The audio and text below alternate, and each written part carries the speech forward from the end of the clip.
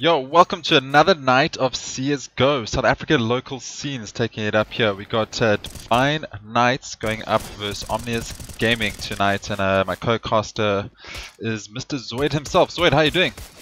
Hey, I'm good, thanks. How's it going? Yeah, all good. I'm pretty excited for this. Last time we saw Divine, they had some insane players. If we look at KW, and I don't see KrAzYyy yet tonight, but KW and that AWP was definitely a man that we need to keep watching. So hopefully he's gonna put something up there for us tonight. Do you want to introduce the two teams, and then we can jump into some team talk? Yeah, sure. So we've got DVN Knights, who we saw the last time we casted, and their team consists of DarkLegacy, Bullock, Kronic, KW, and Derp tonight.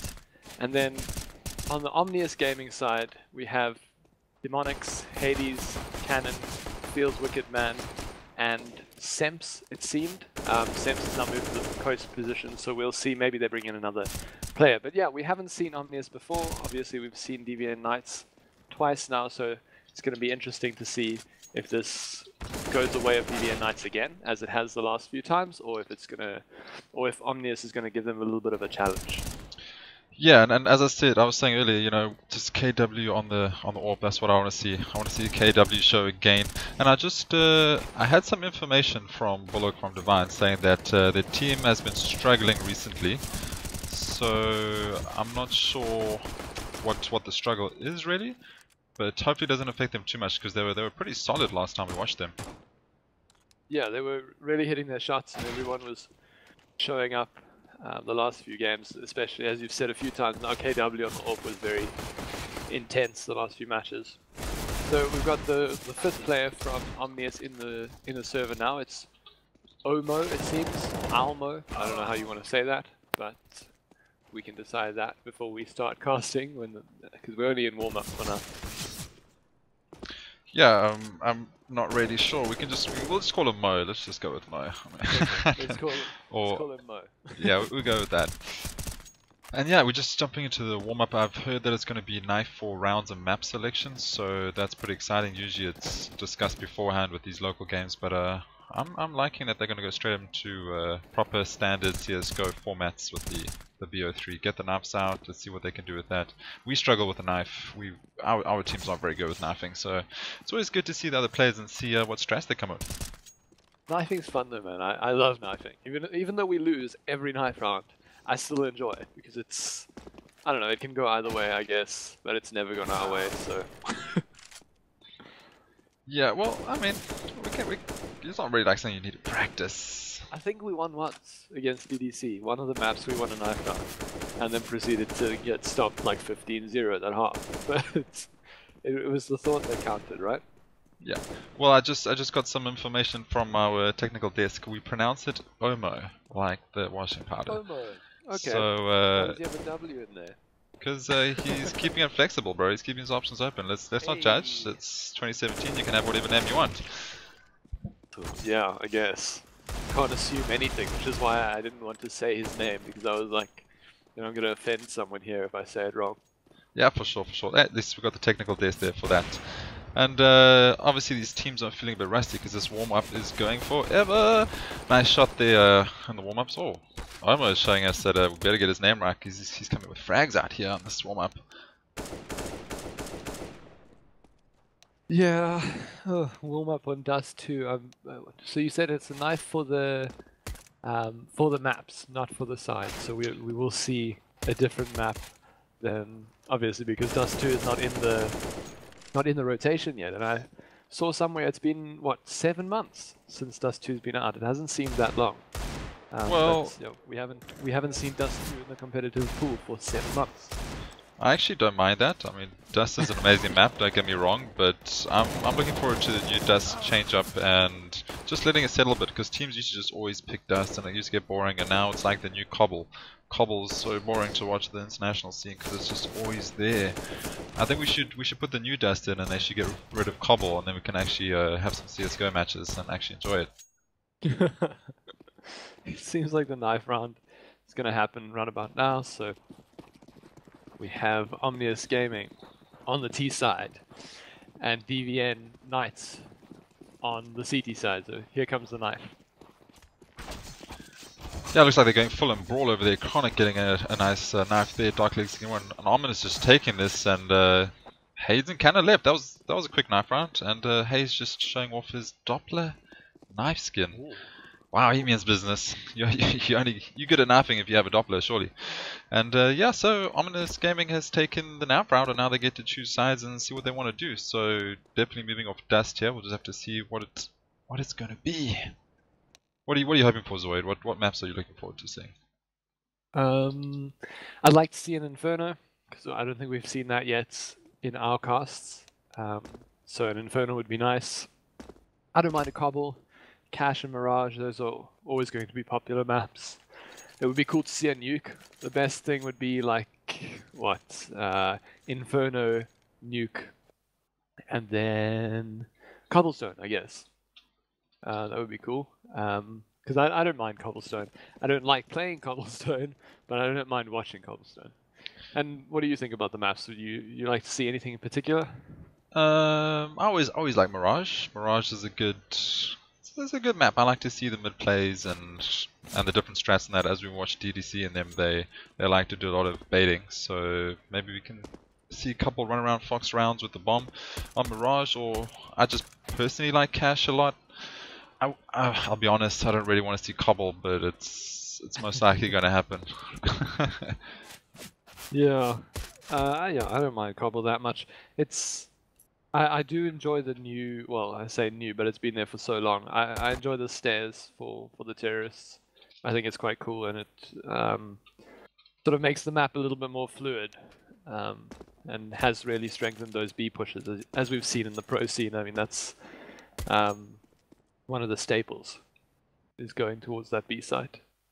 And is this the map selection coming in? Nuke. Oh, please, Well, please I'm down for Nuke. I could do Nuke. Yeah, That'd be exciting. Man, Nuke is Yeah, going to confuse us so much with all the sounds everywhere. I mean, not the players. I mean, they got to deal with that. But for casters, that's going to be tough.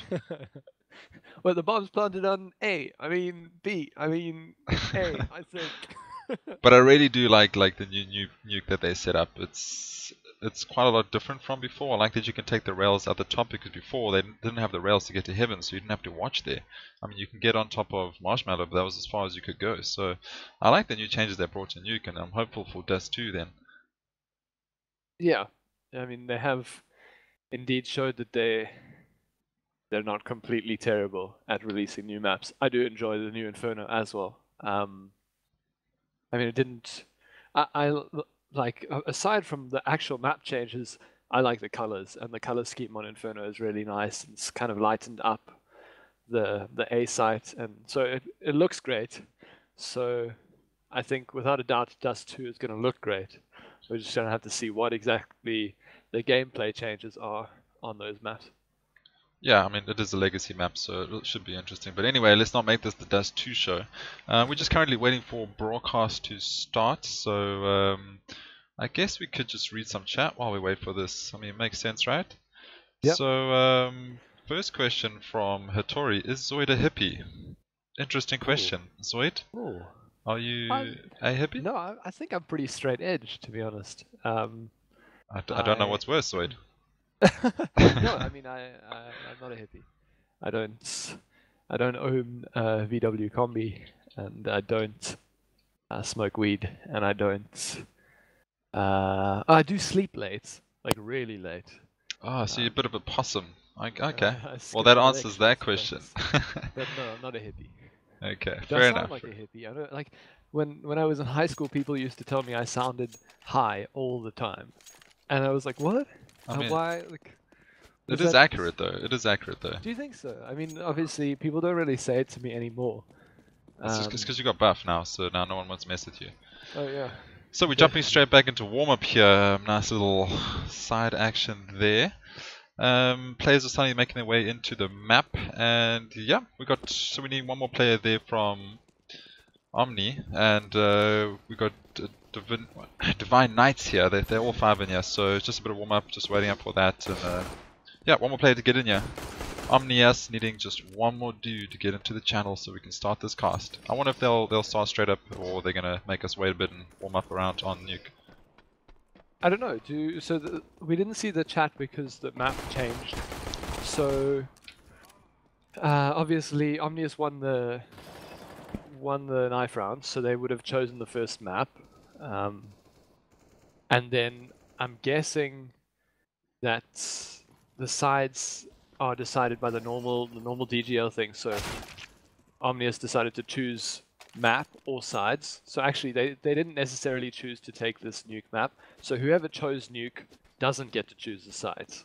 So I mean, yeah, we'll have to find out as the game progresses, or if we can find out from one of the players. But it'll be interesting to see which team chooses which side first, because historically Nuke's been very CT-sided, obviously a little bit extra T-sided now with the new release. So yeah. Yeah, they're trying to make these maps, you know, fairly even towards both sides, just with slight advantage towards the CTs. That's the general kind of way they want things to go. But I don't know, Nuke's a tough one, because if you have a strong team and they can get those entry frags and those like pre-shot areas, you can do pretty well as a T on this map. There's a lot of areas to go. You can go up onto the rail, you can go down ramp, you can go down secret if you want, you can smoke walls. So yeah, I mean, to me, I just feel like it depends on the team. I know that's every map, and obviously if the team's better, then they have the advantage. That makes sense. But Nuke for me, it's more 50-50. I don't see any advantage really. I mean, I know I'm gonna get hate for saying that, but that's just my opinion. Yeah, I found that outside's a lot harder to hold, as you said, with the extra paths that you can go outside. So normally the AWPers outside have a little bit of a harder time, but again, it depends on the AWPer. If you play dynamically, you're going to be able to surprise the Ts with your different spots. So it is definitely dependent on the team, and some teams are just, you know, a lot better at the T side. So I don't know. I do slightly think that this map, I don't know, it can, yeah, as you said, it can be T-sided if the Ts are running out quickly and hitting their shots. I've just found that there are so many angles to hold, you know. Maybe it's dependent on confidence, because Nuke is not really a map that people select straight out the bat. You know, they usually try to bypass that, veto it if they can. So it's interesting to see Nuke come up as the first map. Maybe it comes down to comfortability, just because of the lack of play on Nuke. Maybe that's where I'm getting that that feeling from, where it's more 50-50 than one-sided. I mean, the map is designed for CTs for sure, and if you play it a lot, then great. But maybe it's just the comfortability level of the map that gives that advantage towards each team. Yeah, I mean, I don't watch too much professional CS:GO, but I mean, I haven't seen this map in a very, very long time. So I think, as you said, teams, either they just ban it straight out, or no one's good at it, so no one really wants it. And then it becomes like, you know, who wastes their ban on Nuke? Yeah. Because someone's going to ban it. Cool, well, let's get some technicalities out of the way. So, ZOID and myself are new to the casting scene in CSGO, so thanks obviously for everyone tuning in and to watch this local game. We are going to try cast as many local games as we can and have time for, and teams willing to let us do it. So definitely hit us with a follow, and just get that notification when we do go live, either with normal streams or castings. ZOID and myself both have a CSGO background. We're not bravado or anything, but we dab on a bit of CS:GO, so we know the areas, know what we're talking about, and yeah. So just excuse us as well while we're learning the scene, and that was my whole point about this long essay that I'm busy reading, you guys. It's just that we don't know this level of local scene on the ladder yet that well, so we can't really give you guys too much insight from the two teams, other than apart from the teams that we've casted before. So with Divine Knights, we know this team is strong, but we don't know much about Omnius. We don't know much about them. So this is going to be, you know, new for us. But yeah, thanks for support. Hope you guys enjoy. And as soon as we get back into here, ZOID and I will get into some serious casting phases.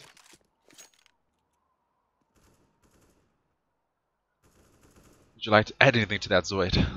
Oh no, I thought potentially you were going to pause there. I was like, because you said, "Oh, we'll be back." Yeah, fair enough, fair enough. So yes, we will definitely get this cast underway when we can. I saw in the chat that someone has their router dropped, so they're just, I think Wicked, that's it. Wicked's internet dropped, so they're restarting his router, and he should be in. I mean, it looks like there are 5 players in, but Semps on the Omnius side is indeed their coach. So he's just stepping in, I guess, to warm up. I don't know. But we are waiting for one player on the Omnius side. Okay, well let's take it straight back out to timeout, and we'll just wait for them to solve these technical issues. If anyone in chat wants to ask any questions, yeah, we could answer any questions that you have. We also have a PUBG giveaway at 250 followers on either Twitch or YouTube, whichever comes first. And we have a Discord giveaway for a M4A1S Cyrex. Just post a little screenshot of yourself watching the stream, and yeah, stand yourselves a chance to win an M4A1S with Cyrex. But yeah, we'll leave it up to chat. If you guys have anything to ask, then go for it. If not, ZOID and I will just bide our time and wait for the game to get going. Is that Bullock from VNR? No, this is actually a different Bullock. Their names are spelled differently. Divine was meant to play against VNR, and I asked that. Well, I got confused by the exact same question, but no, this is a different Bullock. Isn't the VNR player Bollocks with an O? Yes, yeah, it's spelled differently. I didn't want to say it, and then I said it wrong, but it's definitely spelled differently. Yeah, no. From everything I've heard, it's Bollocks, and then this one is Bullock. Yeah. Like yeah. Yeah, unfortunately that match got cancelled because they had scheduling difficulties, I guess, or conflicts. So that one didn't go through, but hopefully we'll get a VNR game at some point. Yeah, those guys are good, man. That would be quite an interesting game to cast. What are you trying to say about these two teams, Wade? No. Oh, set up, bait and switch, classic. Not even gonna answer that. Rather not dig that grave any deeper.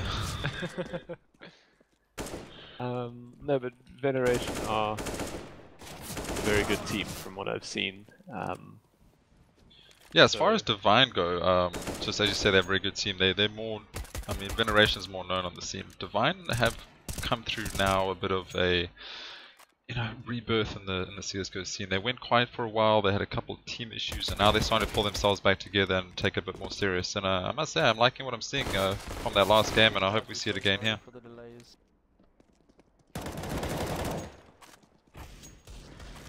Sorry, I just need to turn my in-game voice off because otherwise I'm gonna have to listen to the players chatting. I didn't hear what you said there.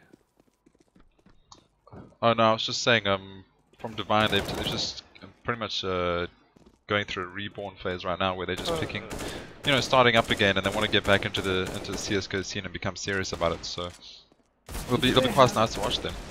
Do they have 2 teams, or is this the only CS:GO team that they have? I think there are 2 teams. I think there's a female team though. That's the second one. I think this is the all-male team, and the other second one is the female team. As far as I know, don't hold me to that. Okay, I see. Yeah, I'm just gonna go onto the Divine website quickly and check out what teams they have. Do you know if they play any other games, or are they CS:GO based? You asking me questions, it's making it real awkward for me here, ZOID. I'll take a look on their website and report back. Classic under the bus throwing right there. Yeah, well, you just called me out for calling VNR a good team, so I had to get back. I did no such thing, sir. Moving on. Well, Divine's definitely going to be really warm after this because they just spawn camping now. Yeah, it seems like everyone's readying up, and we have a player. Yeah, we have Wicked back in the team. So once all these players have readied up, we will start up with this match, and everyone's seemingly going to stay on their same side. So unless something happens, we're going to see Omnius on the CT side for the first half, and DVN Knights on the terrorist side. Perfect, yeah, so BO3 format over here, we got, as we said, announced 2 teams on Omnius' side. We got Demonix, Hades, Owmo, Cannon, and I can't see due to writing Wicked. Feels wicked, man. And then Divine, we have DarkLegacy, Bullock, Kronic, KW, and Derp. We have a Derper. This should get interesting. And looks like Divine have had enough and they're killing themselves off in this knife round. Yeah, and that's the streak. Okay, game 1 done. What is next map, ZOID? I buy power match. Yeah, so it seems they've already decided the teams, and Omnius is going to stay on the counter-terrorist side. So as I said earlier, for the first half we have Omnius on the counter-terrorist side and DVN on the terrorist side. It seems like we're going straight into the pistol. Straight into the pistol. What's that? 5 Glocks up there on the terrorist side, and we've got 5 USPs. We've got 3 armor and full armor on the full armor and full just classic straight up USP and Glock action. So that should be good. Nothing fancy. No smokes. One decoy there. So I don't know what the decoy is going to do, but maybe just want to spend all his money. He doesn't like saving money. He just wants to spend it all. Yeah, and Divine going early towards the ramp area, and Kronic kills Feels Wicked Man, who was the only man there. And there, as Hades is rotating over, Kronic takes him out as well. So it's an early 3-on-5. The terrorists have got this advantage, and they can really take the bomb wherever they want for now. Yeah, looks like they've already rotated down towards B, but Demonix there, he's having a bit of a battle with Bullock. Bullock gets a nice headshot onto Demonix there by the vent. That was insane. Cannon though, he's coming in for the retake. He knows it's now been faked. And yeah, Derp's just holding this angle. He's making sure that no one's going to sneak up behind him. 3 guys holding towards mouth. That's a ballsy play. That's making sure that no one's going to push through there. At least one of those 3's going to get them down. KW holding the flank. And right now, Cannon and Owmo just sitting outside. There's not much they can do. This side's held down pretty well, and that was the perfect round that you could ask for as a T. No one dies, bomb gets down, and they move on to the next round. Yeah, Kronic was integral in that round, getting those first 2 kills in the ramp area. And Bullock also taking down Owmo there. And Cannon actually takes down Bullock. So there was only 1 kill for the counter-terrorists there. As I said, integral round from Kronic. He opened up that ramp area and sort of let the terrorists choose where they wanted to go. And the counter-terrorists had already rotated down, and then they went back to the A side. Yeah, Kronic buying up a AK. Sorry, there's just noticed Kronic's buying up an AK. I'm not really sure how I feel about that play on the second round. He's obviously feeling very confident, and he's bringing out towards long. And he gets a kill with it, so that's alright. Takes down Demonix. He gets another shot onto Cannon with this AK. I take back all my words. Keep buying that AK, Kronic. DarkLegacy getting a nice headshot there with the UMP onto Wicked. And we are 2-on-5 again, ZOID. Yeah, so the counter-terrorists there, some bought up pistols, some didn't. We can see there's still money on Cannon and Owmo, whereas the rest of the counter-terrorists did buy up pistols there. So they have lost a little bit of money, and they will have to save the next round as well. Kronic going outside with the AK, definitely a good choice in terms of where he played with that. He made sure that he was engaging at a long distance. So he did manage to do some work with that. KW in the background getting Owmo, and now it's just Hades with the 5.7 and full armor, so he might save that.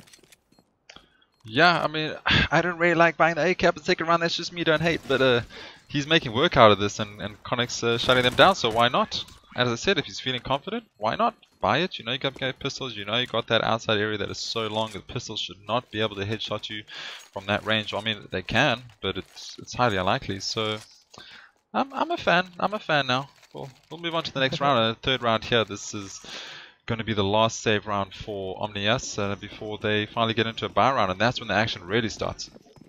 Oh, it looks like a nade stack here. We have 4 frag grenades on the CT side, and all of those players are running outside, so they're all going to throw their grenades.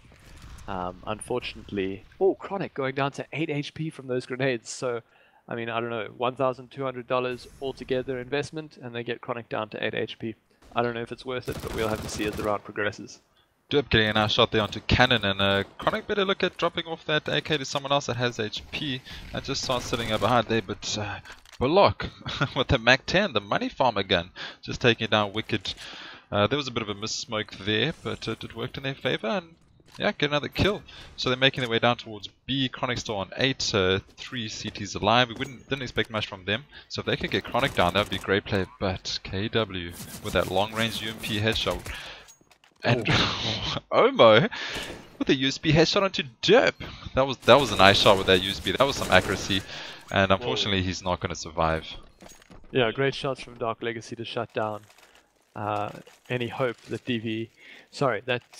Omnius had in that round. So now we're going into a full buy round. The first 3 rounds going towards DVN. We have an AWP on both sides. Owmo picking up the AWP for his team, and KW, as we've come to expect, picking up the AWP on the DVN side. So we'll have to see where these players play. Owmo going outside for now, and KW looks like he's going to challenge this. Yeah, this is nice for us to watch now, because first 3 rounds, you know, if you win it, lose it, it's not really the game. It's just a pre-meta, and Owmo getting a nice shot onto Kronic there onto the sugar box, and shots through the wall. Interesting, nice pre-fire angles. But this is where the game really starts, and we really got the T's down by 1 player, so it's 5 on 4. The CTs can now easily hold these angles and just stop those pushes and start getting some rounds on the board. Yeah, if the counter-terrorists lose this one, they are going to not be too well off in terms of money. KW takes down Owmo, who was on the AWP there outside, so looking a little bit dicey for the counter-terrorists. It is 3 on 3 though. Yeah, DarkLegacy gets 1, but the refrag comes in there from Demonix, so now we are on a 3 on 3, and KW's AWP shot, that was extremely fast AWPing from him. And as I said, we need to watch this man, because him with the AWP, that just wins games. Yeah, so the counter-terrorists are going to be on, they're going to get $2,900 the next round, and that's not going to be enough to buy on either of them. So if they do lose this round, they're going to be potentially in a 5-0 situation, which is obviously not very good. But Demonix now holding the stairs area around the vents, and it does look like, wow, Bullock takes him out. I was going to say it does look like the terrorists are coming towards the B side, but Bullock gets that entry there, and now it's just Cannon and Feels Wicked Man left on the CT side. Feels Wicked peeks, and he got seen, and that just gave his position away. And now Derp takes down Feels Wicked. So Wicked was lucky he got one there, and now we want 1-on-1 bombs down. We've got KW on the AWP. He knows where he is, and KW gets him through the door. Not even fast enough to open the door. As soon as that door makes a squeak, that bullet goes straight through.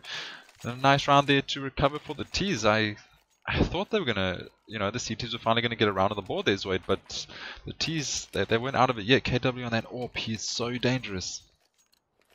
Demonix was in quite a good position there, and it seems like Bullock just managed to take his head off before he got some shots. So that was unlucky. And now we're going into a KrAzYyy here from the CTs. They all have P250s. And yeah, against full guns, they're not going to do too much. KW, Kronic, and Bullock all chiming in with kills. And now it's just Owmo and Feels Wicked Man on the P250s to see if they can get anything done here. And DarkLegacy takes down Owmo, and it's just Feels Wicked Man left. And he goes down to KW. So short round there, no losses from the terrorists. The CTs obviously said, okay, let's just buy P250s, see if we can get anything done, and sort of leave that round and go into this buy round here. And that's what I was saying, ZOID, right at the beginning. I don't like saying Nuke is a CT-sided favored map. If you're comfortable and you got those you know, head height angles down, you could definitely take rounds on here. And that's what we're seeing from the T's. They're just taking round after round. It's 5-0 at the moment. And Bullock showed us on that stair area that he knows the headshot angles. He knows where people are going to usually wait, and he knows the map. And it's paying off. KW outside with that AWP, doing a great job, shutting down anyone that's peeking there. So I wouldn't even bother peeking outside now, because you're just going to get taken down. But never mind, Owmo, he suspects where KW is, and he takes KW down. That was an insanely good shot. Yeah, quick peeks from Owmo there, manages to take down KW, and that's what these counter-terrorists need. They need to take down that first man, and Owmo getting another one onto Bullock. That's up to 2 kills for him, and Demonix chiming in on Kronic. So this is a great round now from the counter-terrorists. They have 3 kills so far, and they should do well to not throw this away. Yeah, and Derpy has the biggest derpish profile picture we could ever ask for, and that was a beautiful shot behind Red Container outside. And 2 on 4 here, T's, they need to do some work of their planning and getting the bomb down, but they have some economy. Here comes a double spray down, and Hayes gets the double spray down to DarkLegacy and Derp. Nice game awareness there, and an unfortunate peak timing. I don't know why they double lined up there. There was mistakes made, and both got shut down for that. I think he was trying to go for the quick refrag, but it just didn't work out in his favor. Yeah, a little bit too early there means that they both get caught in the same spray, but good spray down from Hades. And yeah, that's what the counter-terrorists needed. They need to start building up some sort of bank because it is only 1-5 in favor of the terrorists now. Yeah, just watching KW here take out the outside area with that AWP. He's been dangerous, but can Owmo take him down and just, you know, a bit of contest here outside. He's done it once before, he can definitely do it again. And KW is definitely looking a bit suspect of the situation, and Wicked gets one down onto Bullock. And T's are down one man again. They keep losing this man so early on in the round, ZOID. Yeah, they keep losing this early man, but it's only really happened in the last 2 or 3 rounds. They managed to claw it back the rounds before, but obviously the last round going the way of the CTs. I'm really liking where Owmo's playing. I don't know if you've seen, he's moved from the outside garage. As I'm saying that, KW takes down Demonix, but he's playing dynamically. He's making sure that no one can pre-fire him or know exactly where he's playing. That is a smart play. You know, KW's got that outside area pretty locked down. Derp getting one to Cannon. Sorry, there's KW having that outside area locked down, so why not move your position and keep it down? And Wicked getting one DarkLegacy, and suddenly 3-on-3 ZOID. Yeah, 3-on-3 here. Hades gets one onto Kronic, and Derp gets to Hades. So now it is a 2-on-2, 2 AWPs in play, one on Owmo on the CT side and one on KW on the terrorist side. The terrorists are tagged up here. Derp is on 5 HP. So we're going to have to see what the CTs can do here, and Derp gets a great shot into Owmo, and KW takes down Feels Wicked. So wow, really good hold there from the terrorists, and that puts them up to 6-1. Yeah, just looking at Derp, I just want to check his score there. He's got 6 kills and top fragging. Well, not top frag, he hasn't got the most frags, but he's top of the log there. And these last 2 rounds, he's really hitting his headshots, just angles you wouldn't really expect so fast.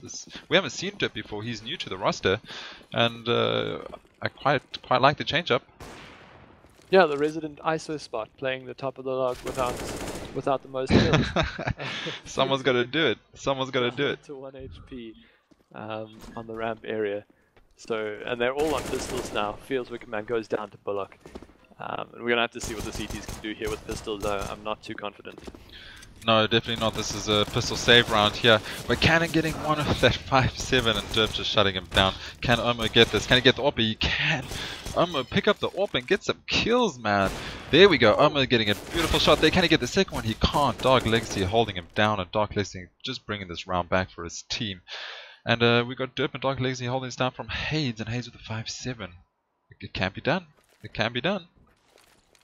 Yeah, DarkLegacy seems to be the player who keeps saving it for the terrorists here. Hades, he only has 13 HP and a 5-7. And I guess he has a dream as well, but he goes down to Derp. And now it is 1-7 in favor of the terrorists. So the bonus money has been slightly broken up here, because the counter-terrorists did win that round on the 6th round, and now they've lost 2 following that. So they're not really in the best place economically. We see Demonix buying up a UMP and Feels Wicked buying up a Mag 7. So this is obviously not the optimal equipment that you want here, but Owmo does have his AWP, and we've seen he can get some shots with that.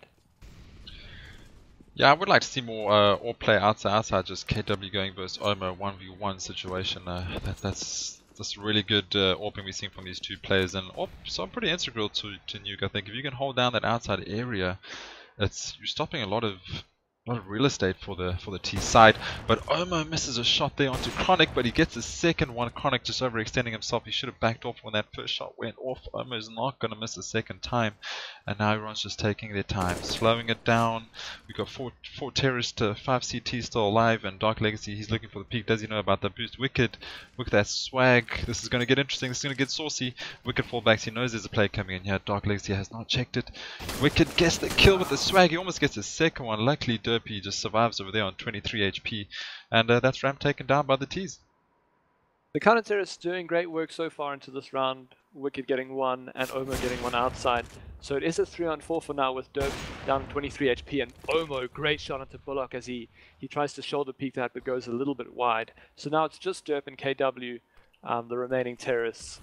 And looking, KW is going into the lobby area, and we have Derp around the ramp area. So they might try and go towards the B site if KW picks up this bomb, but I'm not too sure where it is, and I don't think he's too sure either. I think it might be on the roof. Derp is coming here towards Hell's Kitchen, and he's just backing off over there. I think the team is just trying to suss out their situation, and they're calling an ambulance because Bullock definitely lost his shoulder in that last shot with that orb, and T's just gonna save. It looks like. I Yeah, mean, we've run out of time here. KW not Yeah. finding that bomb at the top. that makes Yeah. sense. It makes sense. Oh, Derp. Man, this guy is on fire tonight. Yeah, Derp on 10 kills so far for his team. He's on the top of the log. But I mean, that was the counter-terrorist round, and going into this round, again, they just don't have the money. We've got Demonix on a UMP and Feels Wicked on a UMP as well. So, again, not the rifles they want, but they did win the previous round. Owmo did good work with the AWP, and some good work being done by Feels Wicked with the Mag 7. So they can hold this. Demonix though with their UMP in close range, he saw the whole team there. He's just going to hold them back. Now they got the awareness. They knew they wanted a vent play, but that's been shut down. Great work there by Demonix, just foiling their plan. And here comes through the mollies. They still want to do this. They're going through the smoke. One's dropped down, and can KW get through? KW's a little bit lost in the smoke, but he finally gets down with that AWP, and they managed to somehow get down there. Yeah, unfortunately the bomb is still in the lobby with Bullock, and Feels Wicked takes down DarkLegacy there, and he takes another one onto Derp. So take back what I said, Feels Wicked can really do some work with this UMP, but he goes down to Bullock in the end. And Bullock holding intelligent angles there takes down Cannon, and Kronic taking down Owmo. So this round is going back and forth, back and forth. Hades get another one onto Bullock, and now it's a one-on-one. Hades versus Kronic. Hades versus Kronic indeed, but Hades has the bomb. Kronic's got time on his hands though, 45 seconds on the clock. That's enough time to check all your angles and make sure no one's hiding. But he should know now where Hades is hiding. The smoke went down. He should know exactly where he is. And there's the bomb. He sees him. He spots him, and Kronic gets the headshot into Hades. Oh. That was a little bit of overextension there, ZOID. I think Hades should have hit him back a little bit. I'm not really sure what happened there. Maybe just a bit over eager. Yeah. Also throwing that smoke in that situation, it gives away exactly where you are. You know, you could be playing. The terrorist still has to check towards the CT side ramp and also towards the T side ramp. You know, or like even behind the box on ramp if he hasn't seen that. So I don't know. Throwing the smoke there kind of gives away the position, and you have to hit your shots there. And Kronic does punish him for it. And now we're seeing pretty much a save round out of the CT. Hades on a UMP, and the rest of them on some upgraded pistols. They're starting to get very used to these save rounds, and Kronic taking the head off of Owmo over there. And yeah, this looks like it's going to be a 9-2 unless Demonix gets taken down by Bullock. The slightest of angles, tight little sardine cans coming through. Then Kronix again takes down a cannon. This team's just getting shut down, and they're losing confidence really fast. And this is surely going to be a 9-2 round towards the T side. Divine Knights wrecking the turf up here on Nuke. Yeah, 9-2 scoreline incoming. Feels Wicked, man.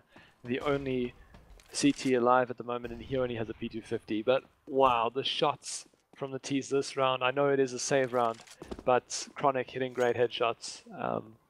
And yeah, as you said, the confidence might not be there now for the counter-terrorists getting shut down so hard these past two rounds. Oh, sorry, for most of the game. The last round they did win. Sorry, the second last they did win. So yeah, I don't know. It does indeed go to 9-2, and the counter-terrorists struggling a little bit here. They haven't managed to get their economy running. They're not going to be able to buy particularly well this round either. I'm going to go on a limb here and just say that Nuke was Divine Knight's pick. They look very comfortable. They're checking the right angles, the right places. So I'm assuming this is their map. So Omnius is not out yet. There's still another 2 maps to come. If they get the next one, they can go to 3, and they can still take this. And even with changing sides, this whole game could change. Even those 2-9, they can easily start falling their way back. This game is definitely not over. Bullock, though, getting a nice shot there onto Cannon, getting a second shot onto Hades. And KW is just chilling with the smoke and spawn still, looks like. He doesn't really need to do much work, but he gets an insane shot onto Demonix there just over the box. Curved bullets, ZOID. Curved bullets. Yeah, great round there, again from the terrorists, just shutting down the CTs. And the CTs were forced to buy that last round. Not everyone had a gun, but they did indeed buy as many rifles as they could. And as a consequence of that, this round they can't buy anything. They got P250s. So they're going to have to save again. Obviously this round, and then it's going to go up to do 11 if things carry on as they have been. But potentially the CT is going to play a little bit safer now. They're trying to hold the intelligent angles here and maybe get an early pick and pick up a gun, and that might be enough to turn the tides. We have full AKs on the terrorists, and Kronic taking down Owmo and Feels Wicked, and DarkLegacy chiming into Demonix. So, I mean, these guys just know exactly where to check. DarkLegacy takes down Cannon as well, and Hades, the last man alive with a P250. Can he save a gun? I'm not too sure. I definitely would not have done that DarkLegacy peek and a shack like that. Bullock ending it with a nice headshot there. I mean, when I run into 8 sites, I check heaven, I check rafters, but I never really check straight up to shack there. So DarkLegacy has some intuition that we just don't know about. And yeah, that was solid round, 11-2. This is not looking good territory here for the CTs. Omnius is just struggling a little bit. 2 rounds left of this half. Omnius going to have to try and get these 2, because otherwise they're not going to have much of a buffer when they switch to the T side to make any mistakes. And Kronic going towards the lobby area early, so it might... I mean, so far I like the way the T's are playing. They're playing loose, they're seeing where they get the picks, and then they're just going there. Kronic getting one to Demonix, and he does go down to Cannon there. And Hades now taking down Derp. So this is looking a little bit better for the CTs. Now it's a 4-on-3. There are no AWPs on the terrorist side, and Owmo does have his AWP up and running in the secret area. Yeah, rather late than never to start putting some rounds on the boards. I mean, if they can make this 4-11, it's something. It's a chance. So they need to get this one. They need to make sure that T's are not going to scrape this. And DarkLegacy, how does he hit these shots? I don't know what he's saying, but on my screen that is tight. And oh my, he's someone to watch that AWP, getting a nice shot there onto Bullock. And we got 3-on-2. DarkLegacy down to 46, and Feelswick knows where he is. He knows he's in smoke. He's trying to spray it down, but he's just not connecting. They got the bomb. They got the sight, and KW on the AK verse 3. He is on the backstab though. He might be able to get Owmo here, but the A main area is smoked out, so KW is going to have to walk through the smoke. And Owmo, he's picked up an M4 there. Oh, I think KW got hit from outside, but was that through the smoke? That was dirty play. People need to go shower after that. That was just instantly flick around in the smoke, headshot. They must have been almost hugging each other in that smoke to get that off. That was yeah, that was enjoyable. I enjoyed that ZOID. From what it looked like, KW got shot from outside, just turned into the smoke and killed someone. KW, he might find another kill here, and he does. He gets Feels Wicked, and well, it does indeed go to the counter-terrorist in the end. Cannon playing the smart game there and not peeking, guaranteeing the round for his team. But wow, that was some fast plays there and some dirty smoke shots. Yeah, I'm lost for words. So that was he getting shot from outside or was he getting shot from inside? Because he turned around so quickly. I'm under the assumption that he was shot through the smoke from the inside and instantly turned and sprayed where the traces were, and I think that's what happened. I don't think he got shot from outside. I could be wrong. Oh, I mean, we'll have to rewatch it at a later stage. Oh, I'll check it out on Overwatch after this. No problem. Yeah, so let me know.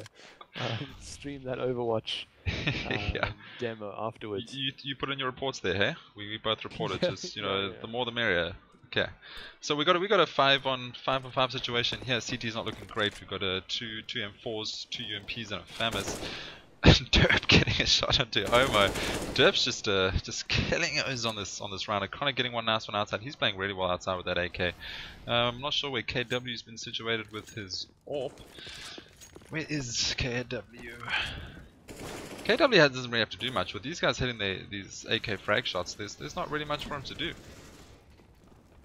Yeah, only 2 players left for the CTs. We've got Hades on the FAMAS and Cannon on the M4. So this is the last round of the half, and it doesn't really seem like it's going to go in the counter-terrorist direction as Derp gets Cannon. Now it's all on Hades to see if he can do anything this round, and if things go without a hitch for the terrorists here, and they do, Derp destroys Hades as he drops down the ladder. It's a 3-12 scoreline, and it's not looking good for the Omnius side. So what were we saying about a CT side of map, ZOID? That's the problem with Nuke. It's a problem. I did say that it is slightly more terrorist-sided than before. Yes, you did. No, you're right. No, I agree. I'm just checking. But that's the thing with Nuke. There's so many sounds all over the place. It's very tough for CTs to figure out where the Ts are. If Ts are rushing, or Ts are pushing as a team, it's actually a little bit confusing to try and figure out where they all are. So it might just be that map meta that's throwing them off here, and we could see something from Omnius, and maybe they can pull this back. I mean, 3 rounds, they got chances. They get the pistols, and Hades gets a beautiful shot into Kronic, and Owmo gets one to Derp.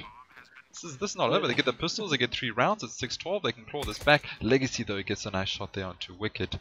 And we got a 3-on-4, bombs down, and T's just need to hide. They just need to play their time. Yeah, Demonix getting one into DarkLegacy, but and Owmo taking Bullock down, so it's all on KW, but I'm still in awe of that shot. Hey man, he was running outside, or running out of the squeaky area, sort of drive by that CT there. And now KW, the last man alive. Yeah, I think he's just going to try and get killed. It doesn't seem like he's going to go for anything here.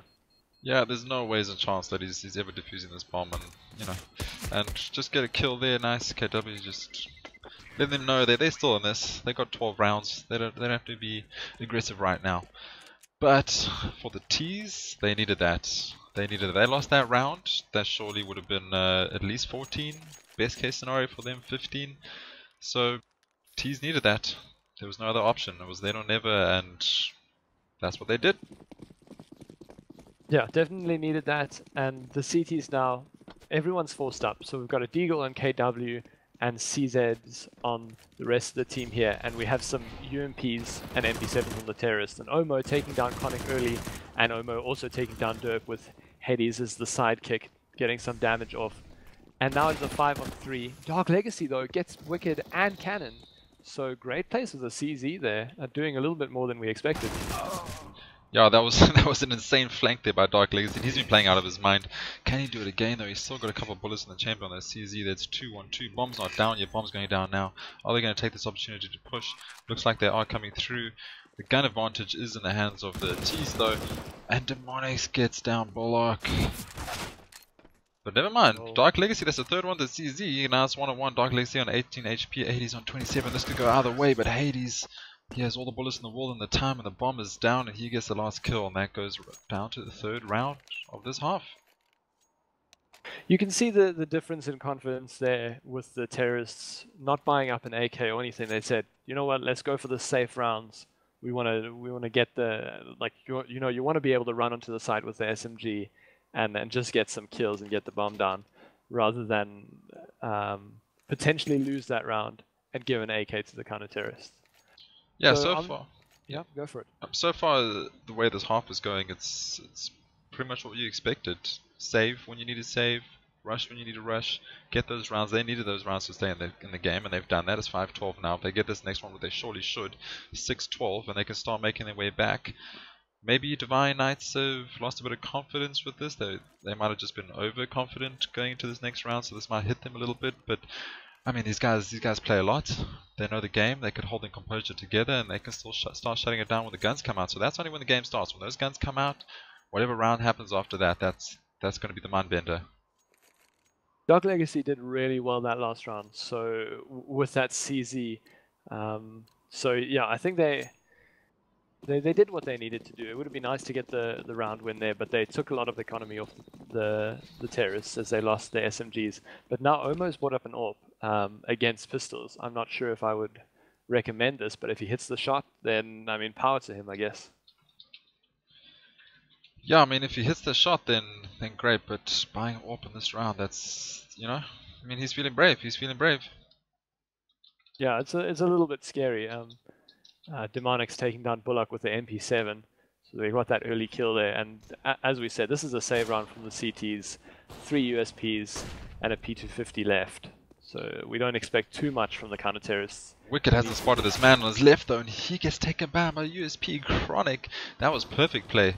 He just didn't notice. He didn't see what was going on, and just got outplayed. And KW now, he's holding here. He can't do much. Is he just going to hold on B? He's expecting a B play. T's though, however, have taken off A site, and the bomb's going to go down. KW the USP against 4 plays, and maybe not a bad idea to buy that AWP after all. I mean, saves him some money going next round. He can buy utility now, and it's a pretty flawless round, 6-12. Yeah, the only man going down was Fields Wicked Man. on the terrorist side, and now KW with the USP is not going to get too much done, and he goes down to 8 HP here in the lobby area. So probably going to go down there. I don't know. I still don't really agree with buying that AWP. I don't know what you think, but it's just almost a risk you don't need to take. You can buy Tech 9 there, and have just as much impact against the USPs, and then buy your AWP the following round. When you're right, ZOID. When you're right, you're right. So this is finally 4 buy rounds. This is what we've been waiting for. This was going to determine how this game's going to come out. We got what's that? We got 2 AKs and an AWP on the T side with a UMP. That's 3 AKs. Sorry, 3 AKs, AWP, and UMP. On the CTs we have 4 M4s and a FAMAS. So this is when things start to get interesting. We got quite a lot of utilities on the T side, not too much on the CTs unfortunately, and I think on Nuke you need those utilities. Once that starts wearing out and you have a full team push from the Ts, it gets a bit dangerous. And I wonder what the setup over here is going to be. No AWP on the counter-terrorist side for now, as they don't have enough money, so this might make a difference, but Feels Wicked Man takes KW down with the AK, and Owmo not finding anyone outside just yet, as his team has been doing the work for him. Hades pushed up towards the red box. But yeah, we haven't seen too much from the counter-terrorists this half yet, and losing that first player in the form of KW was not the best, but Derp taking down Demonix here, and Owmo getting a good refrag onto him. So it is a 3-on-4. Yeah, 3-on-4 here, and Cannon, he's just holding the flank area. There is... Oh, Bullock. Does he know? He doesn't. Cannon surely is going to get this shot. Cannon gets a nice headshot there onto Bullock, and Hayes with another one onto Kronic. I don't even know how Kronic got into that area, and DarkLegacy is now suddenly up against 3. DarkLegacy is sitting right outside. He's going to save that M4. They don't have the utility for this. They don't have the money.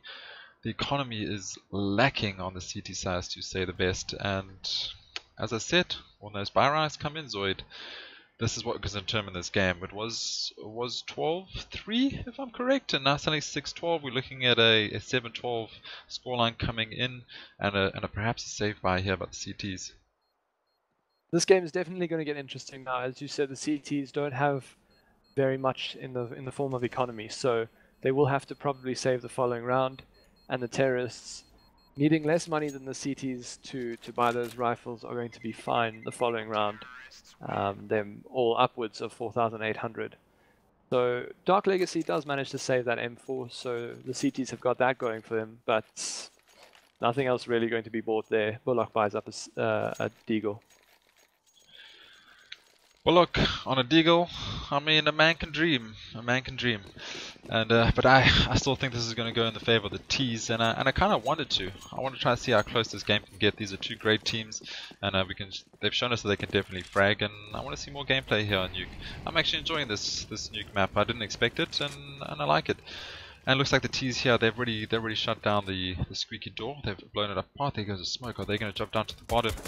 We have Derpy at the top trying to hit with their USP, but he's just missing, and they're all hitting in the corner there. They can't find their way down. Derp with the USP gets one finally through the corner. Hayes goes down. He's going to get the second one. Derp with the second one onto Wicked, and they still can't find their way down.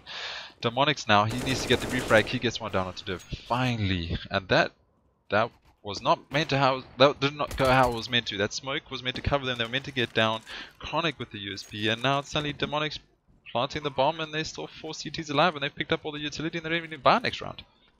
All that done with just an M4 and 4 USPs. Oh, sorry, 3 USPs and a Deagle. Yeah, the Deagle eventually came in. Yeah, eventually. But Derp, great work from him with the USP, getting 2 kills. And the terrorists lose that round, and that really shouldn't have happened. No, that smoke unfortunately just ruined everything. I mean, Divine did it previously. They smoked up, they found their spots, and they ran through the vents there. But unfortunately, the train missed the station here on the T side, and they just didn't quite get down the vents. And that's all it takes to turn around, and that's what Divine needed. They got all the utility, they got all the guns they needed. The artillery is there now. They don't have to waste money buying. They could just pick up all the T's, and they can carry it into the next round.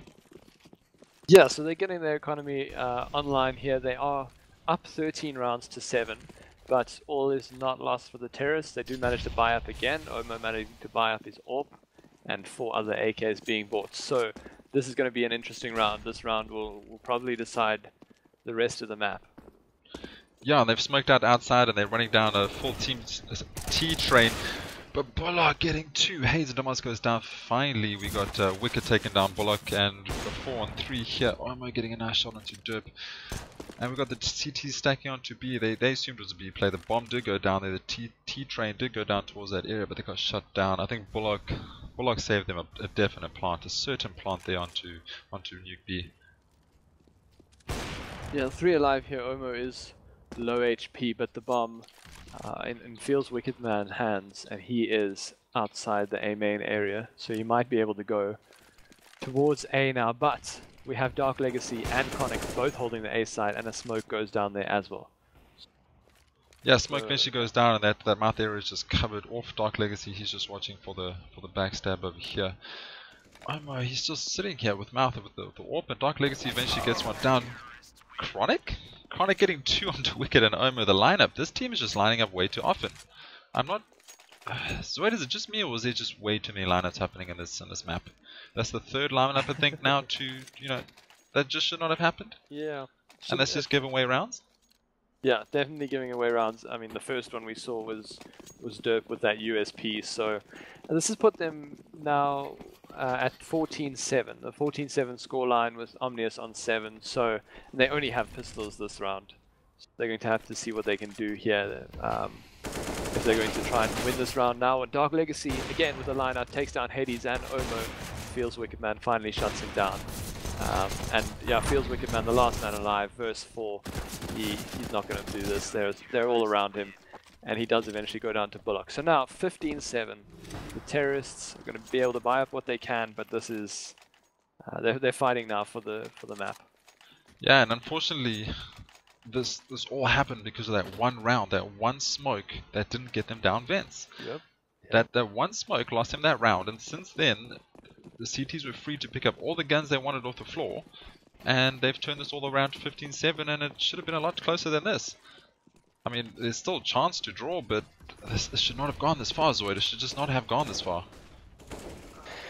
Yeah, I mean, definitely you're right about saying that particular round was the tipping point. It was 12-6 at that point, or 12-7, I can't remember, but I mean, anyway, going into this round, Kronic takes down 2, and it's a 3-on-4 in favor of the CTs.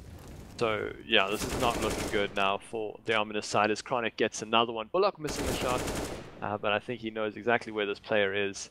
He's going to get the frag eventually. Only Owmo and Cannon left.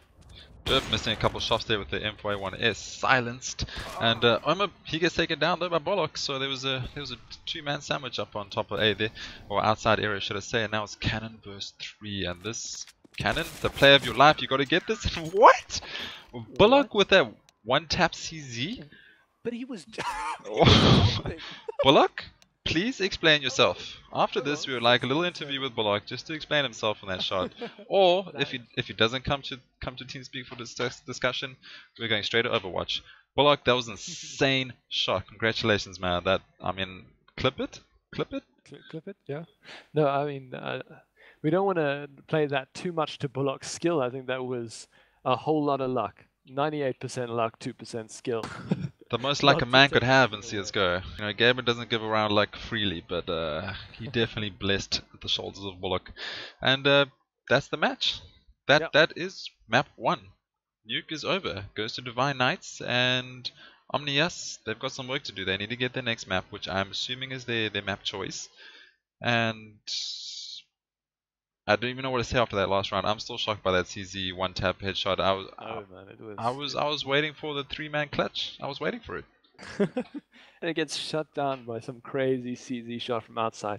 But yes, as you said, map 1, Nuke going the way of DVN Knights 16-7. And now going into what seems like Overpass, which will be the Omnius side, the side's map. And I'm guessing they will knife for sides. I'm not too sure what you've heard about that. Unfortunately, I didn't really hear too much before we got into the game. It was just we got invited to cast this game, which is awesome from the teams. We like the local support giving us casters a chance, but we didn't really hear much about the format itself other than a BO3. So we'll just have to wait and see. The viewers will just have to figure it out with us. It'll be a surprise. Let's take it around to questions. I don't know if anyone has some questions. Who's around in chat? We can do that now while we wait for the stream to load up and go into the next map. It does look like Overpass indeed. Just reading chat from here. We got Mike in chat. We got Demented Monk in chat. We have Hilton. How are you doing, Hilton? Atom, Davey ZA, Profit Gaming, Gemstone. It's like a meme, but with a G. Gemstone, what's up, bro? KW in the house. What do you think of my picks, KrAzYyy? I did not look at your picks, KrAzYyy, you troll.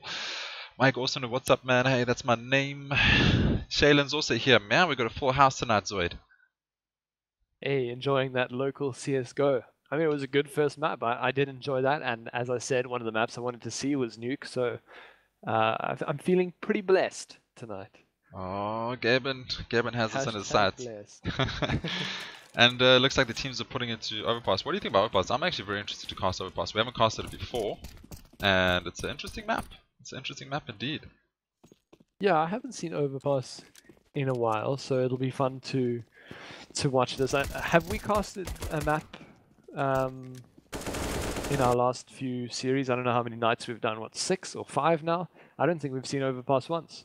No, this is the first time we're going to see Overpass. Overpass casting virgins, dare I say it?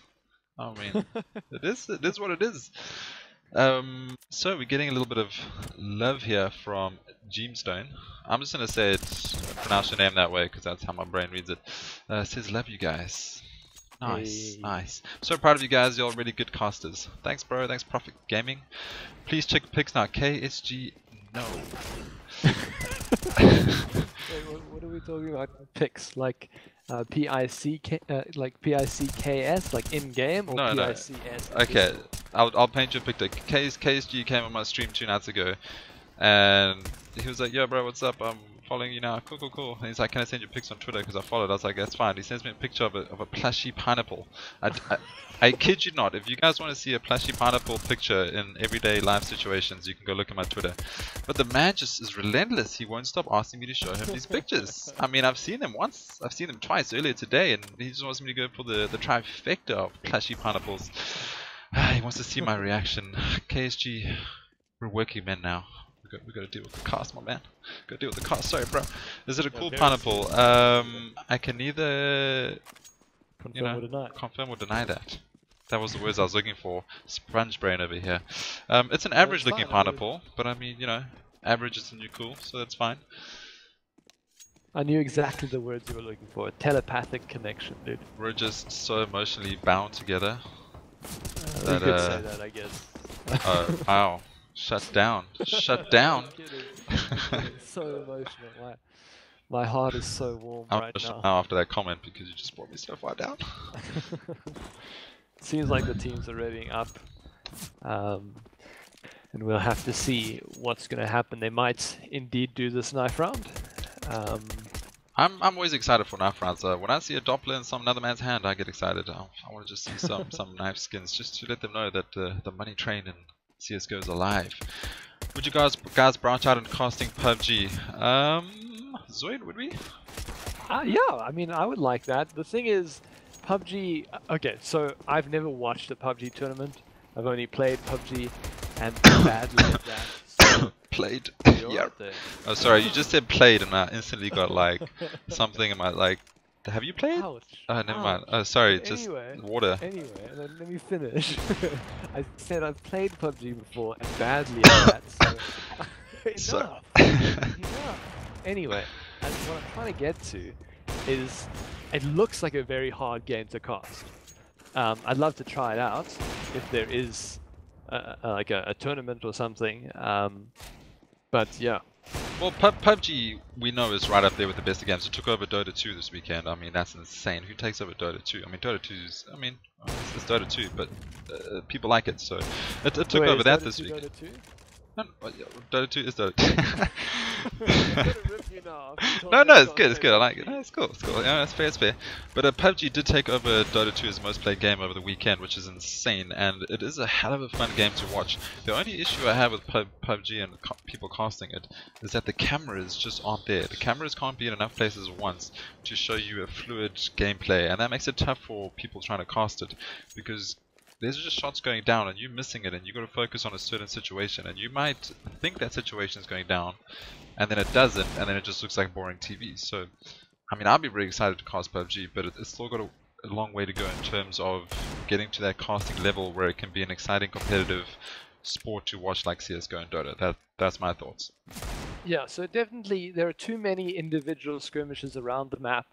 And what I saw as a solution the other day was what you really need, and it's hard for small-time casters to do this, but what you really need is a dedicated set of people on the observer team. So say 5 people, and they're all looking around the map at different situations, and you have, again, I mean, this isn't feasible in terms of small-time casters, but you would need like an observing director who's looking at all 5 screens, chooses one and says, this is the screen we want to watch right now. The screen gets fed to the casters, and the casters cast what's in front of them.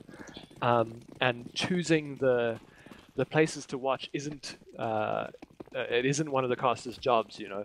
And yeah. I mean, that would make it a lot more fluid. Anyway, enough about PUBG shenanigans. We're moving straight into the knife round here. We're flirting around the fountain area. Everyone's just taking it really slow. There's no backstabs coming in, no flanking, and everyone's just waiting for the first guy to make the move. And it looks like it's coming down here in the corner. And who's going to go down? DarkLegacy gets one, Hayes gets one, Wicked with one, and we got a 3-on-1 here, and KW finally goes down, and the knife round goes towards T's. Omnius Gaming getting the knife round. Yeah, so they got the knife round there after, I mean, they did lose the first knife round they played for the maps, but this time the knife round was for sides, and it does seem like they're swapping up. Omnius Gaming going to the CT side, putting DVN Knights onto the terrace side for the first half here. Yeah, and CT side starting with Omnius, that makes sense. I mean, Overpass it's way more CT compared to Nuke, in my opinion. Don't anyone give me any banter about that, in my opinion. They need to get this map. If they have any hopes of winning this, they need to take this map, and they need to go to BO3. They need to go third map, and they can do it. They can do it right here. They got the rounds, they got the USP, they got the long angles, and it's all up to the T's now to see what they're gonna do. And they're starting to move up towards short, but Cannon getting one down onto KW, then Demonix with another one with Kronic. And as I said, USP is the long range. It's a daily gun. It's a daily gun, and Cannon take another one down long. Yeah, the bomb now turning the other way around. They don't want to go to the A site after Demonix and Cannon both getting kills there. So Bullock leading the charge with the bomb onto the B site. See if he can get one here. He doesn't. Feels Wicked takes him out now. And Hades takes down DarkLegacy. So it's all on Derp on the B side. Can he get even one kill here? He's sandwiched from both sides, and he goes down to Owmo. Yeah, just playing around the pillar area there. He was using burst fire, so he ran out of bullets really quickly. When you miss with the burst fire, your magazine shortens really quickly. That's what I'm saying. I love that burst fire. It's the best. I mean, it looks hella classy when you get those headshots. Well, should I say 3 taps, whatever. But I mean, it is a dangerous option to go with. But you know, good start here for Omnius, and they get the first round on the board. CT side, first round on the board. They get the money. This is looking good. And the T's able to full rush towards B. Take it away, ZOID. Hades takes down 2 there, Bullock and Kronic, but DarkLegacy manages to trade onto Hades. And now it's all on DarkLegacy and KW versus the impending counter-terrorist DarkLegacy, the last man alive, as Feels Wicked takes down KW. He has picked up MP7, but goes down to Owmo. Was that a no-scope from the scout? That was sick. No, it was not a no-scope, but Owmo definitely stole that kill. That was the best kill steal I've seen in a while. Owmo. I thought Owmo was the player right there. No, Owmo was behind with the scout, and he just peeked his shoulder. Owmo's got a fetish with shoulders. That's all I'm saying. I've noticed his last map, and I've seen it again here. I mean, each to their own, but it's something to watch. It's something to admire. And now we got a full save by the T's, ZOID. Where do you think you would go in this situation? Well, Bullock and Derp both have deagles, so definitely towards long to see if they can get anything done there. But KW goes down to Feels Wicked, and Demonix taking down Kronic. So Bullock and Derp, the men to watch with the deagles here. Derp is playing around the short A area. He does get tagged up by the HE grenade to see if he can find a head, but he doesn't. Owmo goes down, but in the background, Bullock taking down Feels Wicked, man, with that deagle headshot. Yeah, insane deagle headshot there by Bullock, and we've seen him with that deagle a couple of times. Hayes missing a couple of shots there. Hayes should have got that a lot earlier, but he finally finds the frag, and we've got DarkLegacy here along with the P250. I mean, he just needs to save. There's no point. He's not going to get this round. 2 vs 3 with the P250. Never mind, he gets a beautiful headshot into Demonix. I take my words back, ZOID. He could do this, and he's moving into the bathroom area, and he's gonna come up with Hayes real soon. Is he gonna get another one tap? He's not, and Hayes is gonna get that headshot, and that is the third round towards the CTs. Third round towards the CTs, and it looks like we're going into a pause. But Omnius Gaming starting off this map strong. They've gotten their required 2 rounds after winning the pistol, and now it's going to get interesting. KW has brought up an AWP. Owmo's brought up an AWP, so this is going to be the first proper buy round. First proper buy round, and this is when the game gets exciting. Full utilities, it looks like. Just DarkLegacy has he? Yeah, timeout. He's dropped, so DarkLegacy has dropped, but he's definitely got enough money to buy an AK armor and some utility. And this is probably the best situation we've seen these teams going in, because usually after this round the utility starts to diminish. They can buy armor and artillery, but utility isn't there, so they need to use this utility wisely and just shut them down. Get onto the site, get a bomb down, and start just getting that bank. The T side bank is a bit difficult to control. So we'll have to just wait and see what happens, and let me try and find out what the pause is about, what technical issue we're dealing with. It looks like DarkLegacy must have timed. We might be doing a router restart. Going into this round, the counter-terrorists have stayed alive fairly well the past 3 rounds. We've had 4 men alive, 4 men alive, and 2 men alive. So they have been doing okay economy-wise. Hades still has 2,600 after buying up, and Cannon also on 5,000 after buying up. The same can't be said for the terrorists. They're all below 1,000. DarkLegacy's back in. He's buying now. We'll see if he can buy utility, and he does. So all the terrorists below 1,000, but they have got that bonus money. So if they lose this round, they're still going to be able to get what is it? 1,400 plus 500, 500, 500. So like 2,900, I think. So they're not looking too bad on the economy situation if they lose this one. Yeah, for sure. And finally the round has started up here. Looks like DarkLegacy has sorted out his timeout issue. And KW on this AWP. I want to see him push aggressive and get a kill here. We know he's insane on that AWP. And I just want to see him use it more. He was a bit rusty towards the end of last map, and I'm hoping we can see a bit more KW show here. But Lovers looks like he's been locked down with mollies and nades. But there are 2 T's sitting here, and Wicked. He's gonna have to get these shots. He gets a beautiful one shot. He's not expecting the next one. And Derp finally takes down Wicked. Nice refrag there. So it is a 4-on-4.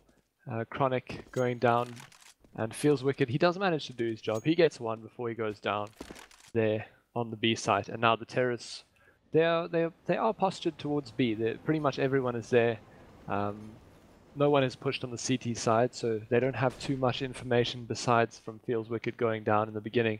And the terrorists are slowing this down a little bit. It looks like a smoke going towards the B side. I'm a big fan of B smokes on Overpass.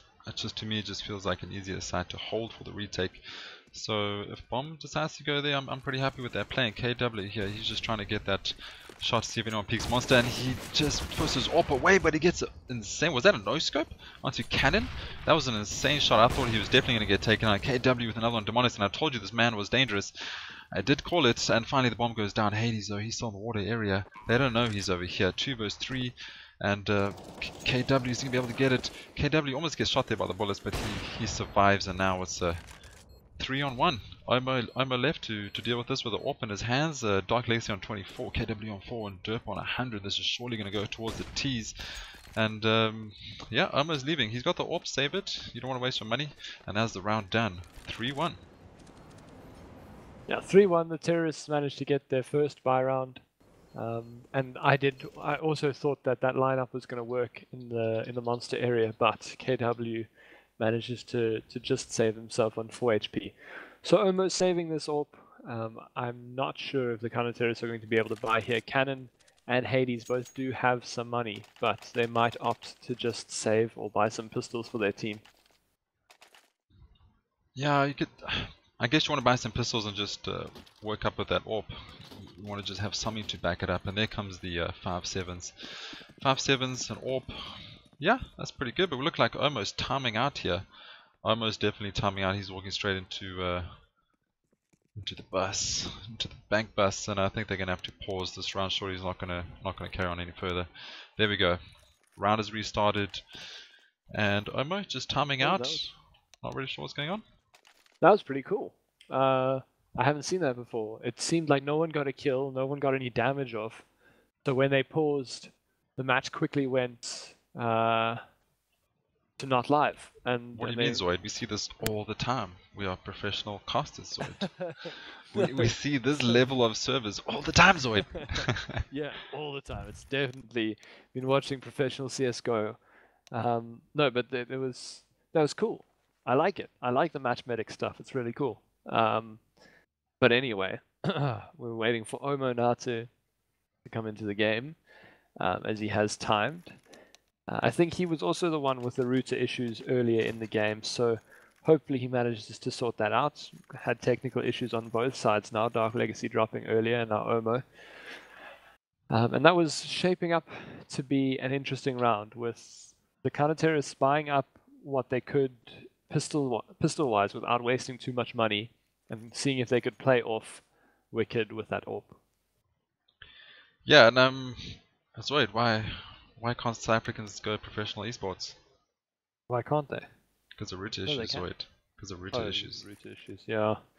Well. If it's not routers, it's telecom, it's Escom, it's lack of fiber. It's we got so much against us, but we're trying. We're all trying with what we got. I wasn't gonna say the problem, unfortunately, lies with something rhyming with Telcom. Yes. I don't know what it rhymes. I don't like your rhymes, ZOID. I'm just being honest. No, but yeah, I mean it's a bit unfortunate. ZOID, get excited. The round reset again, and everything's back to normal. I love Match Medic. It's so awesome.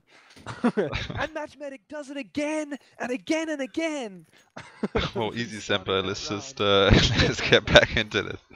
Take it away for us, ZOID. We're going now into the 5th round of the 2nd map. Divine Knights taking out the first map, and yeah, we need this one. CTs need this one. They have to take this one to get to that BO3, the 3rd map.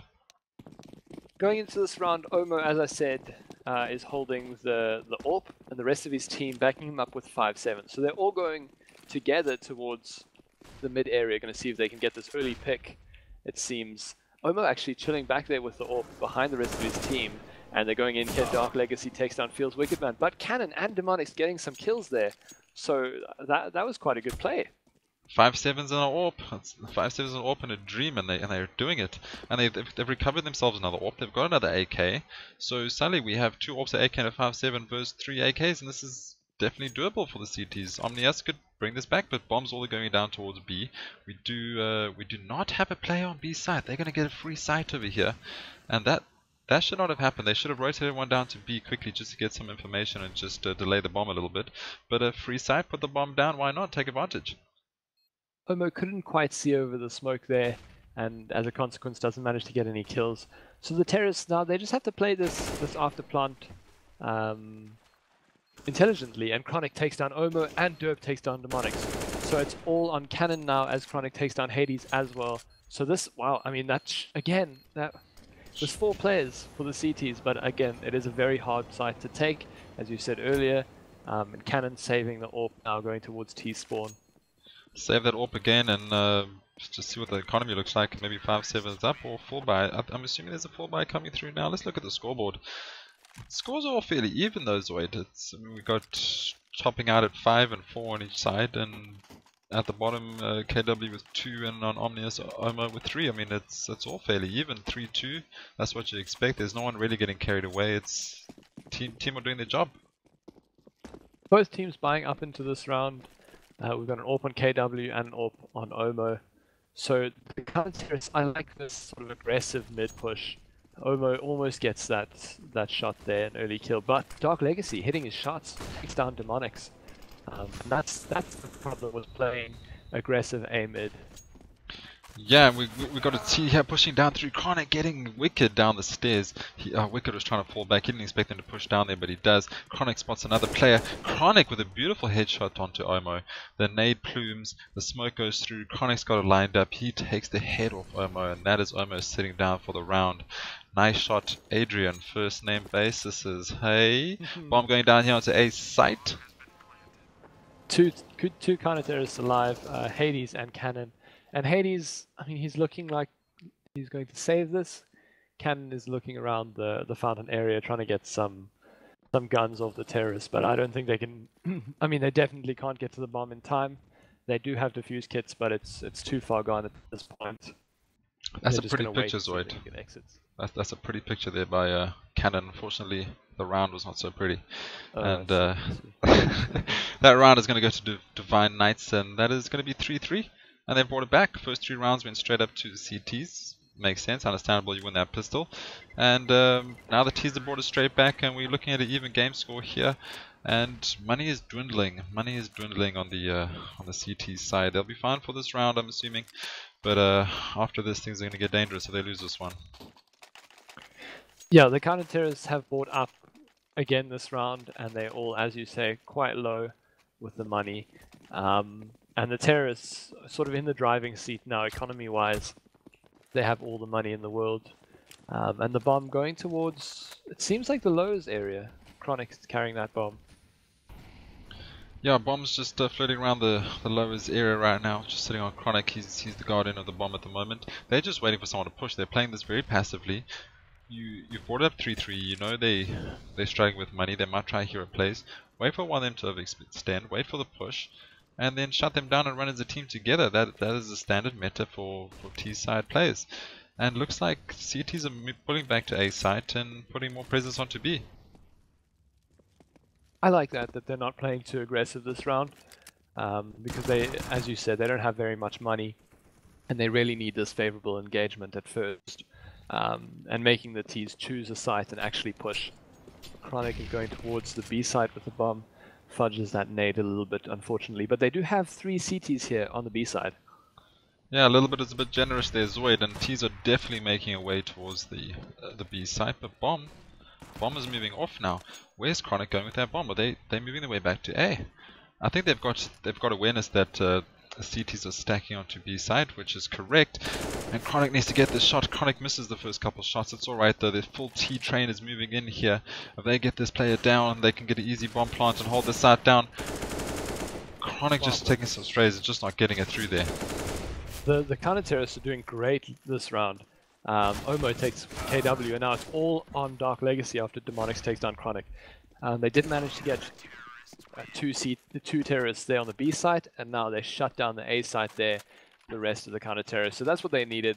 They needed to make sure they played that round safely, and it was really nicely played. No one pushed.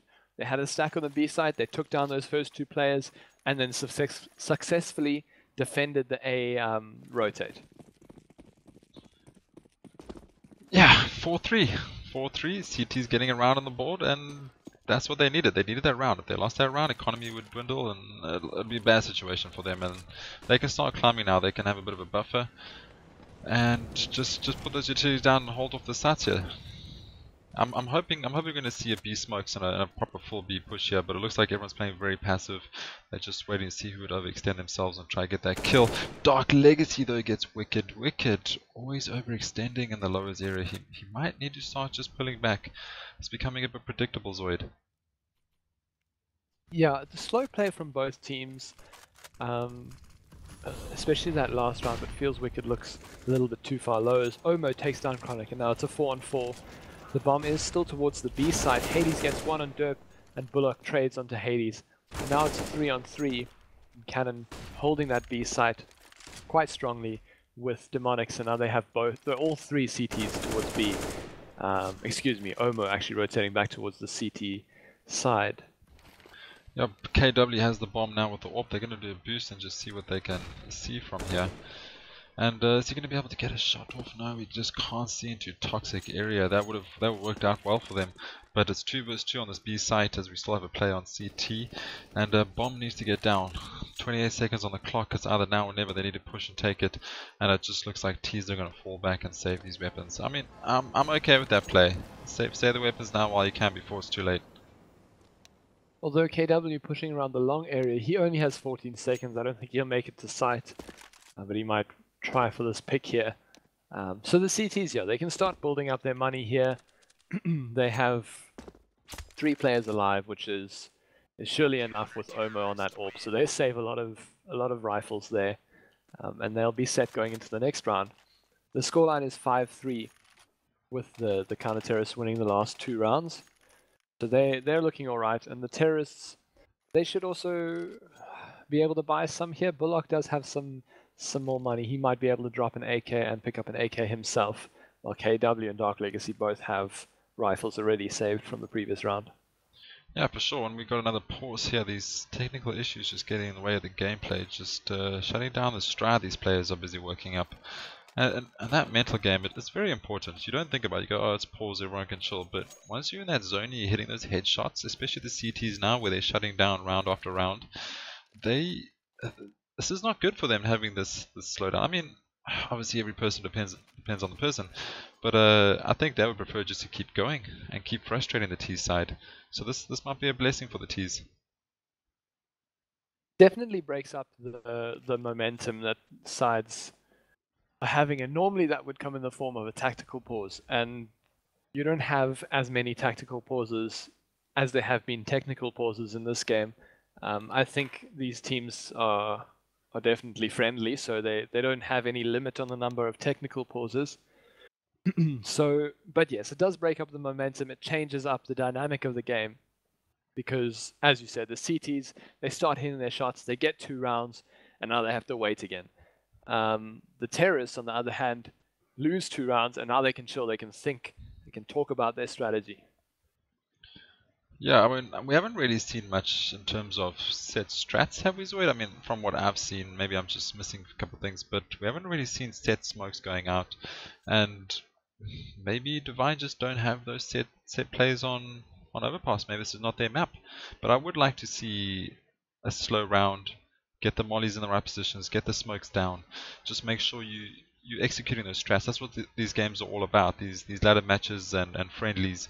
It's all about just testing out your strats and just practicing things that you wouldn't usually be able to practice in MM, because there'll be someone that's just pushing up somewhere ridiculous, or just, you know, it's a different kind of gameplay once you're versing an actual team. So I would like to see an actual strat coming out from the T side here when they can finally buy some utility. Yeah, as you said, I'm not sure if it's their maps. They might just not have any set smokes at all. But the T side, I like the way they played Nuke. Sorry, I mean the Divine side. I like the way they played Nuke on Terrorist. They played quite loose, and they're doing it again this round or this game. They play slow. They see if they can get an early pick, and then they capitalize on that pick. Which is quite different to the normal smoke down a side, see if you can get the entry, blah blah blah, you know? Yeah, for sure. Yeah. Well, let's take away the chat. This looks like it's going to be going on for a while, so we're just going to take it to timeout. We'll just wait for them to sort out their issues. And if anyone in chat's got any tips for us, or has any comments, or you want to say anything, now is your time to shine. I did hear someone just saying about the mic quality. Unfortunately, ZOID and I don't have the best mics. We are working on getting better mics for casting. It's just, you know, funding and all that kind of a thing and stuff like that. So, well, never mind. Off that tangent, looks like we're getting straight back into the game here, ZOID. Yeah, Bullock has made his way back into the server, and going into this round, just to remind everyone what happened there. The counter-terrorists won 2 rounds, and the terrorists, they do manage to buy up this round on most players, but Kronic has a CZ.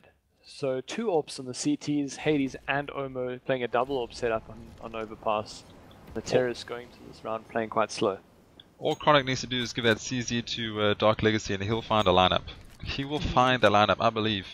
But yep, Kronic on the CZ, that's alright. Just play close with someone else, buddy system, and just wait till the gun falls. And that's hopefully the plan these guys have got. We've got a nice boost coming from the CTs. And I quite like this boost. You don't usually expect it. We never expect it, that's for sure. And it's a free kill if they come walking through there. Something a bit different, something playing it up. And as I said, don't keep pushing down lowers. Try something different, and they're doing it. The bomb is towards lowers for now, and we've got a bit of a standard setup here. 3 players on the B site and 2 players on the A site for the counter terrorists. And the bomb moving quite slowly. It seems like it's moving towards the B site. They've opened the door lows, and KW gets a great shot into Field's Wicked Man.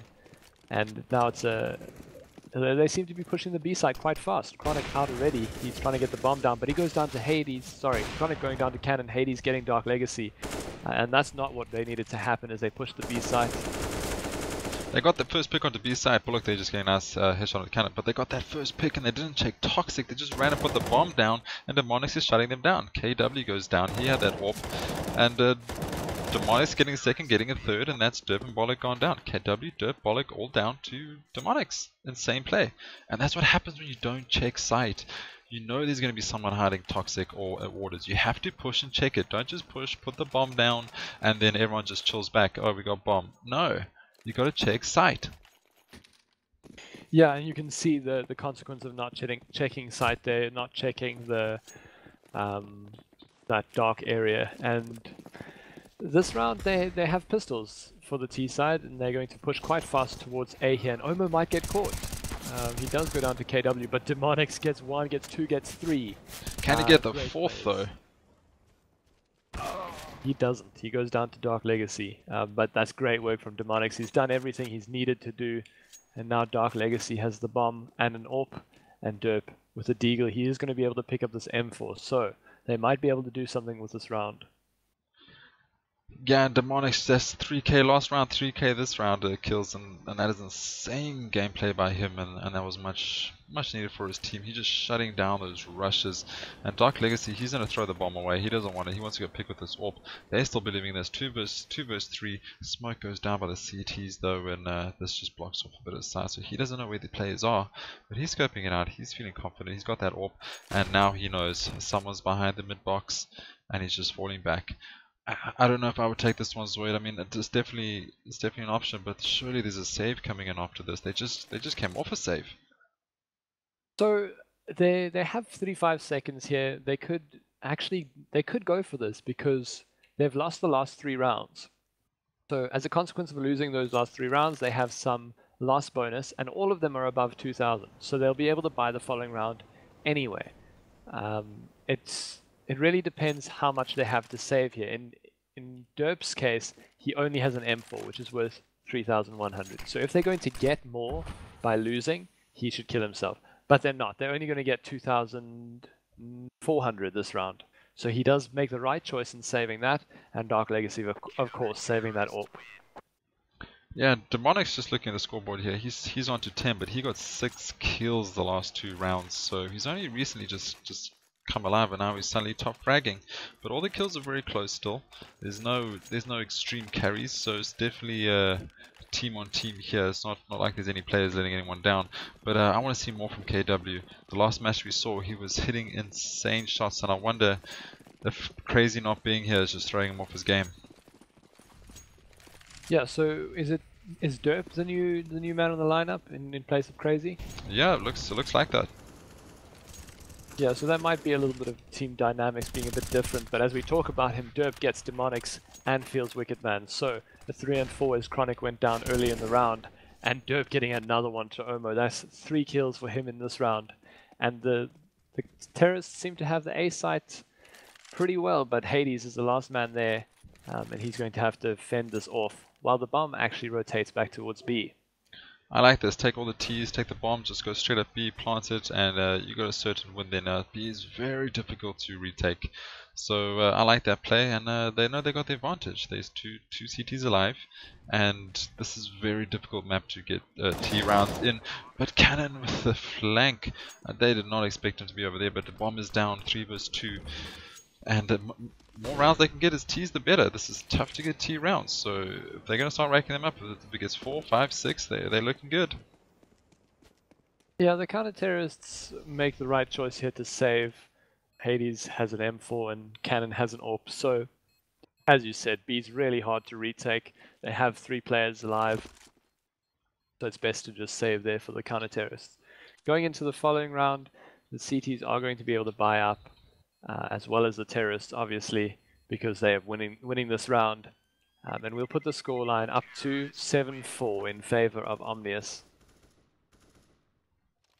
Yeah, and let's just get a recap for the guys that are watching. The first map went to Divine Knights. If I remember correctly, I'm gonna say 16-7. That's was the score. Oh yeah, I'm a genius. So 16-7 to Divine Knights, first map on Nuke, and I'm assuming that was their map pick. They look very comfortable and very strong on that. And now we're on Overpass, and it's 7-4 towards Omnius Gaming.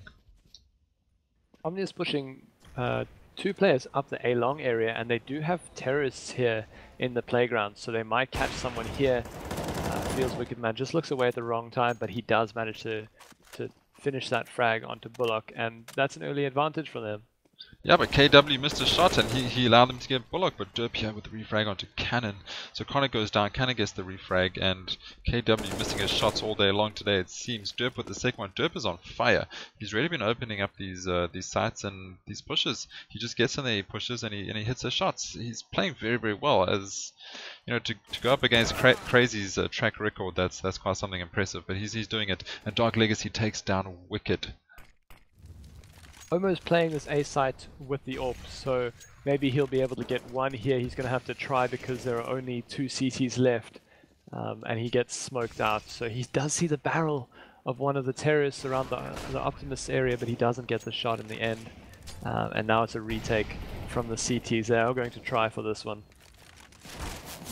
Well, through the smoke though, KW getting tagged up, he's missing 2 shots, but he can't see anything, the smoke and the flash, and Derp finally just taking down Owmo, and the last player, Bank, sitting deep. He needs to hold that M4, and he gets one onto Derp. Hades staying alive. I thought he was going to go down. Derp's been playing out of his mind, but he gets shut down and gets just taken back to size, and Hades needs to save this, and he doesn't. DarkLegacy, man, that is unfortunate.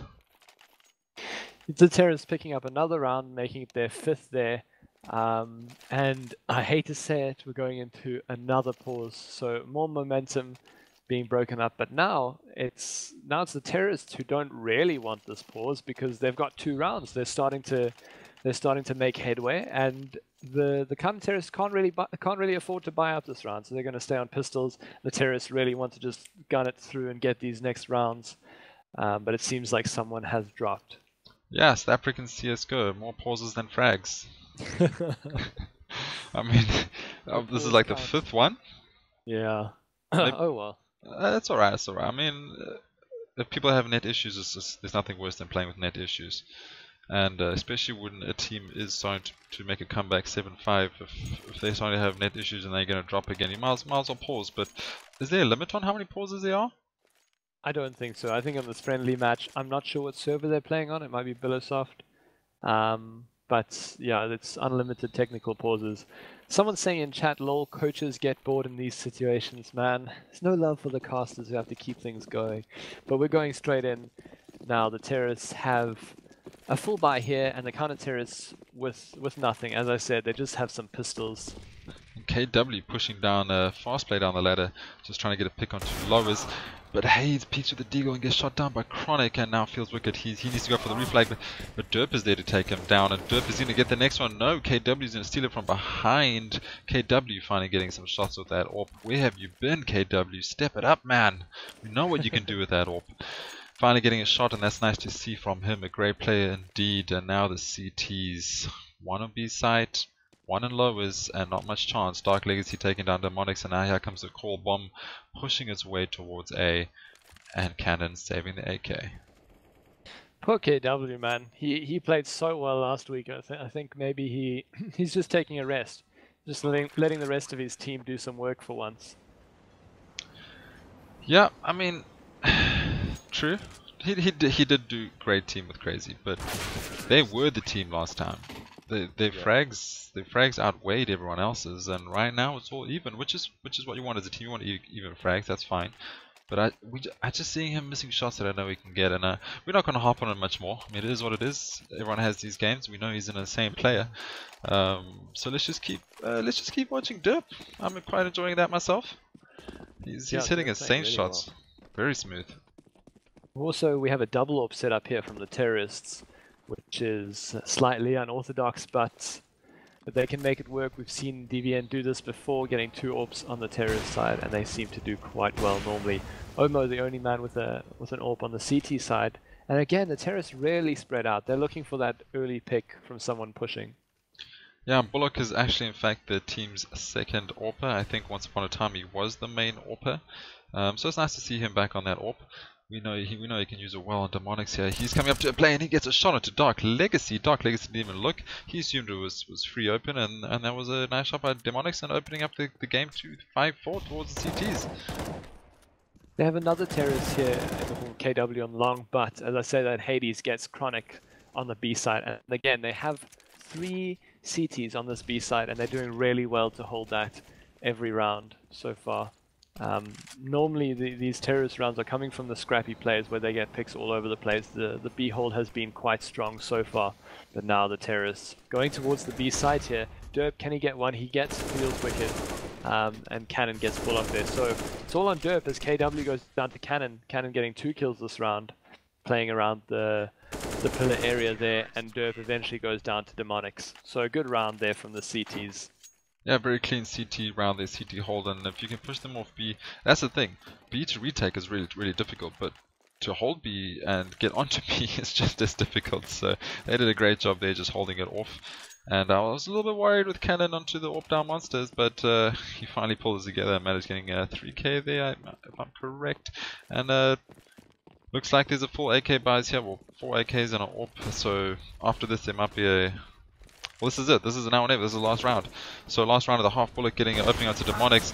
Owmo missing a shot and Kronic taking him down. That was unfortunate for Owmo. He's been hitting shots all night long, but it's those sneaky plays that just break up their half. And KrAzYyy looking good. 2 kills down on the CTs, and it's 5 versus 3, and this could be potential 8-7, but we haven't got it out here. Omnius Gaming could still get it. They could have it. They could go 9-6, and that's what they need before they go into the next half.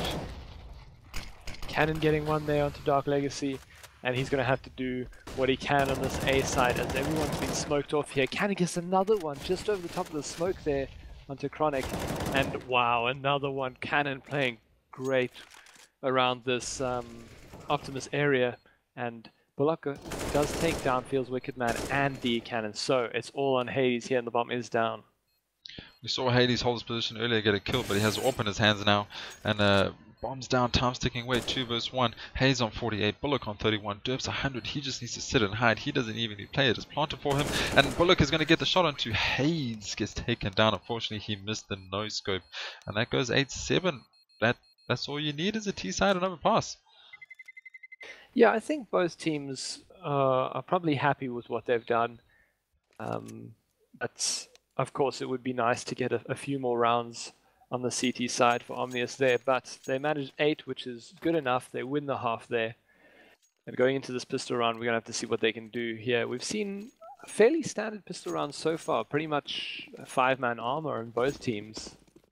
And Kronic seems like, okay, he doesn't buy armor. I thought perhaps he was saving armor there or something, but everyone has armor on this server so far, and default pistols for everyone. Yeah, and if CT's managed to get this round, Omnius Gaming, they're going to have a bit of a struggle. They're going to be struggling. They're going to be feeling it if they lose this round. I really want them to get this and just play it up. And Derp gets one into Wicked. Owmo though with the retake. And KW getting 2 headshots onto Owmo and Cannon. And he knows where the next one is. He's be able to hit this frag, and he does. KW getting 3k, and now it's Hades versus Kronic, and Kronic wins that duel. There were still 3 alive on the CTs, and are they going to be feeling this? If this goes to 10-8 on CT's side, I'm not feeling good about this, ZOID. KW doing some really good work for his team there, getting those 3 headshots. It was KW, right? I think it was. Yeah, it was KW. Orp and a little mini USP. Yeah, USP Orp. So he does well there for his team, gets those 3 kills. And now the Terrors have forced up here with the Tech 9s and P250s. Going to see if they can get anything done. Tech 9, of course, being a little weaker than we are accustomed to. Yeah, Tech 9's been nerfed recently, and I welcome the nerf. I'm glad that Tech 9 isn't as powerful as it used to be. I mean, it sucks when I buy it, because I still remember the old days, but I think it was a good move there by Valve. You did something right in my eyes, but feels wicked, takes Derp down, and looks like the T's are making a full push towards A short to trying to get on A side with the bomb. Yeah, Wicked managing to pick up that UMP from a kind of terrorist, and he's going to put it to work. He doesn't. KW kills Wicked there, and now he's up against Owmo as well. Owmo with the Glock only. Can he get something done? He doesn't. KW takes down Owmo as well, eventually dying to Demonix. So the terrorists pushing onto this A side, seeing if they can get anything done, but Bullock takes down one, DarkLegacy takes down one, and it's all on Demonix, who also goes down to Bullock. 2k for Bullock, 2k for KW. That was an insane round. That was looking very scrappy there around the bathroom areas. I'm not sure who was behind that box, but they just didn't go down. They kept head bobbing. It was a bit of hungry hippos action going on there, and he just didn't get taken down. Flashes went out, and the round went towards the CTs. And as I said, ZOID 10-8. This is looking like it's going to go the CTs' favor. But that buy round's coming up, and that's when things get exciting. Yeah, losing the pistols for the Omnius side, I mean, obviously they won the first pistol on the CT side, but now they lost the terror side pistol. They're expected to lose these 3 rounds. But Owmo and Derp going down in the background, so it's a 4-on-4. Cannon has picked up a UMP from Derp's body, so maybe he can get something done here. He also has the bomb with him on Demonix's back there on the A side, and Bullock getting Hades and Fields, and now it's KW. He got one here in the lowest area, and now he's just looking for Demonix. Yeah, Demonix is surely gonna get taken down. They know where he is. They're not pushing him. They don't need to. And never mind, they peek him and he gets taken down some damage. He's on 4 HP. Demonix, can he get the head tap? He does. Oh. He takes down KW. Well, I mean, why not? If not, can he get the second one? No, he can't. That flame's just touching his toes, and he gets taken down with that 4 HP. So. Yes, I ZOID. don't want to say it. Is this another frag pause? This is part of the game now, dude. It's just It's all mind games. It's all tactical. Do casters get a pause? Do we get a yeah, .pp? Can we chill? Can we, like, yeah? Because Can we sub someone in? No, I'm kidding. Going into this round, we have the terrorists buying up after losing the first 3 rounds. So this is where it gets interesting, as we said last game and this game. Owmo on an AWP. We don't have an AWP on the CT side, so I mean Owmo has the advantage there if he peeks long with the AWP. We have to see where he goes. And the CTs, I don't know, it doesn't seem like they're going to buy up on Derp. He's just going to use that FAMAS. I don't know if he had it last round. Did he go down last round? I think he did. I think he lost a UMP. I think he did. Yeah, I think you're right. So he's only bought up a FAMAS this round. So not the best weaponry on the CT side, but that's only really Derp. The rest of them have M4s and AWPs, and they have some utility. But on the CT side, the most important utility is, of course, the Molotovs, and we only have DarkLegacy on the Molotov there. Yeah, we're going to buy right now. Okay, so it's now or never for them to start getting the comeback. I mean, they could lose maybe 1, 2 more after that, and then it's looking dangerous, especially at this level of CSGO. So buy round comes down now is very important for the T's. They can get it out, and hopefully we can see some T strats. They picked this map, so I'm assuming they have some sort of a strats coming out far away, and maybe the whole tide of the game will change. Definitely not over for the Omnius gaming side. They can. That's a very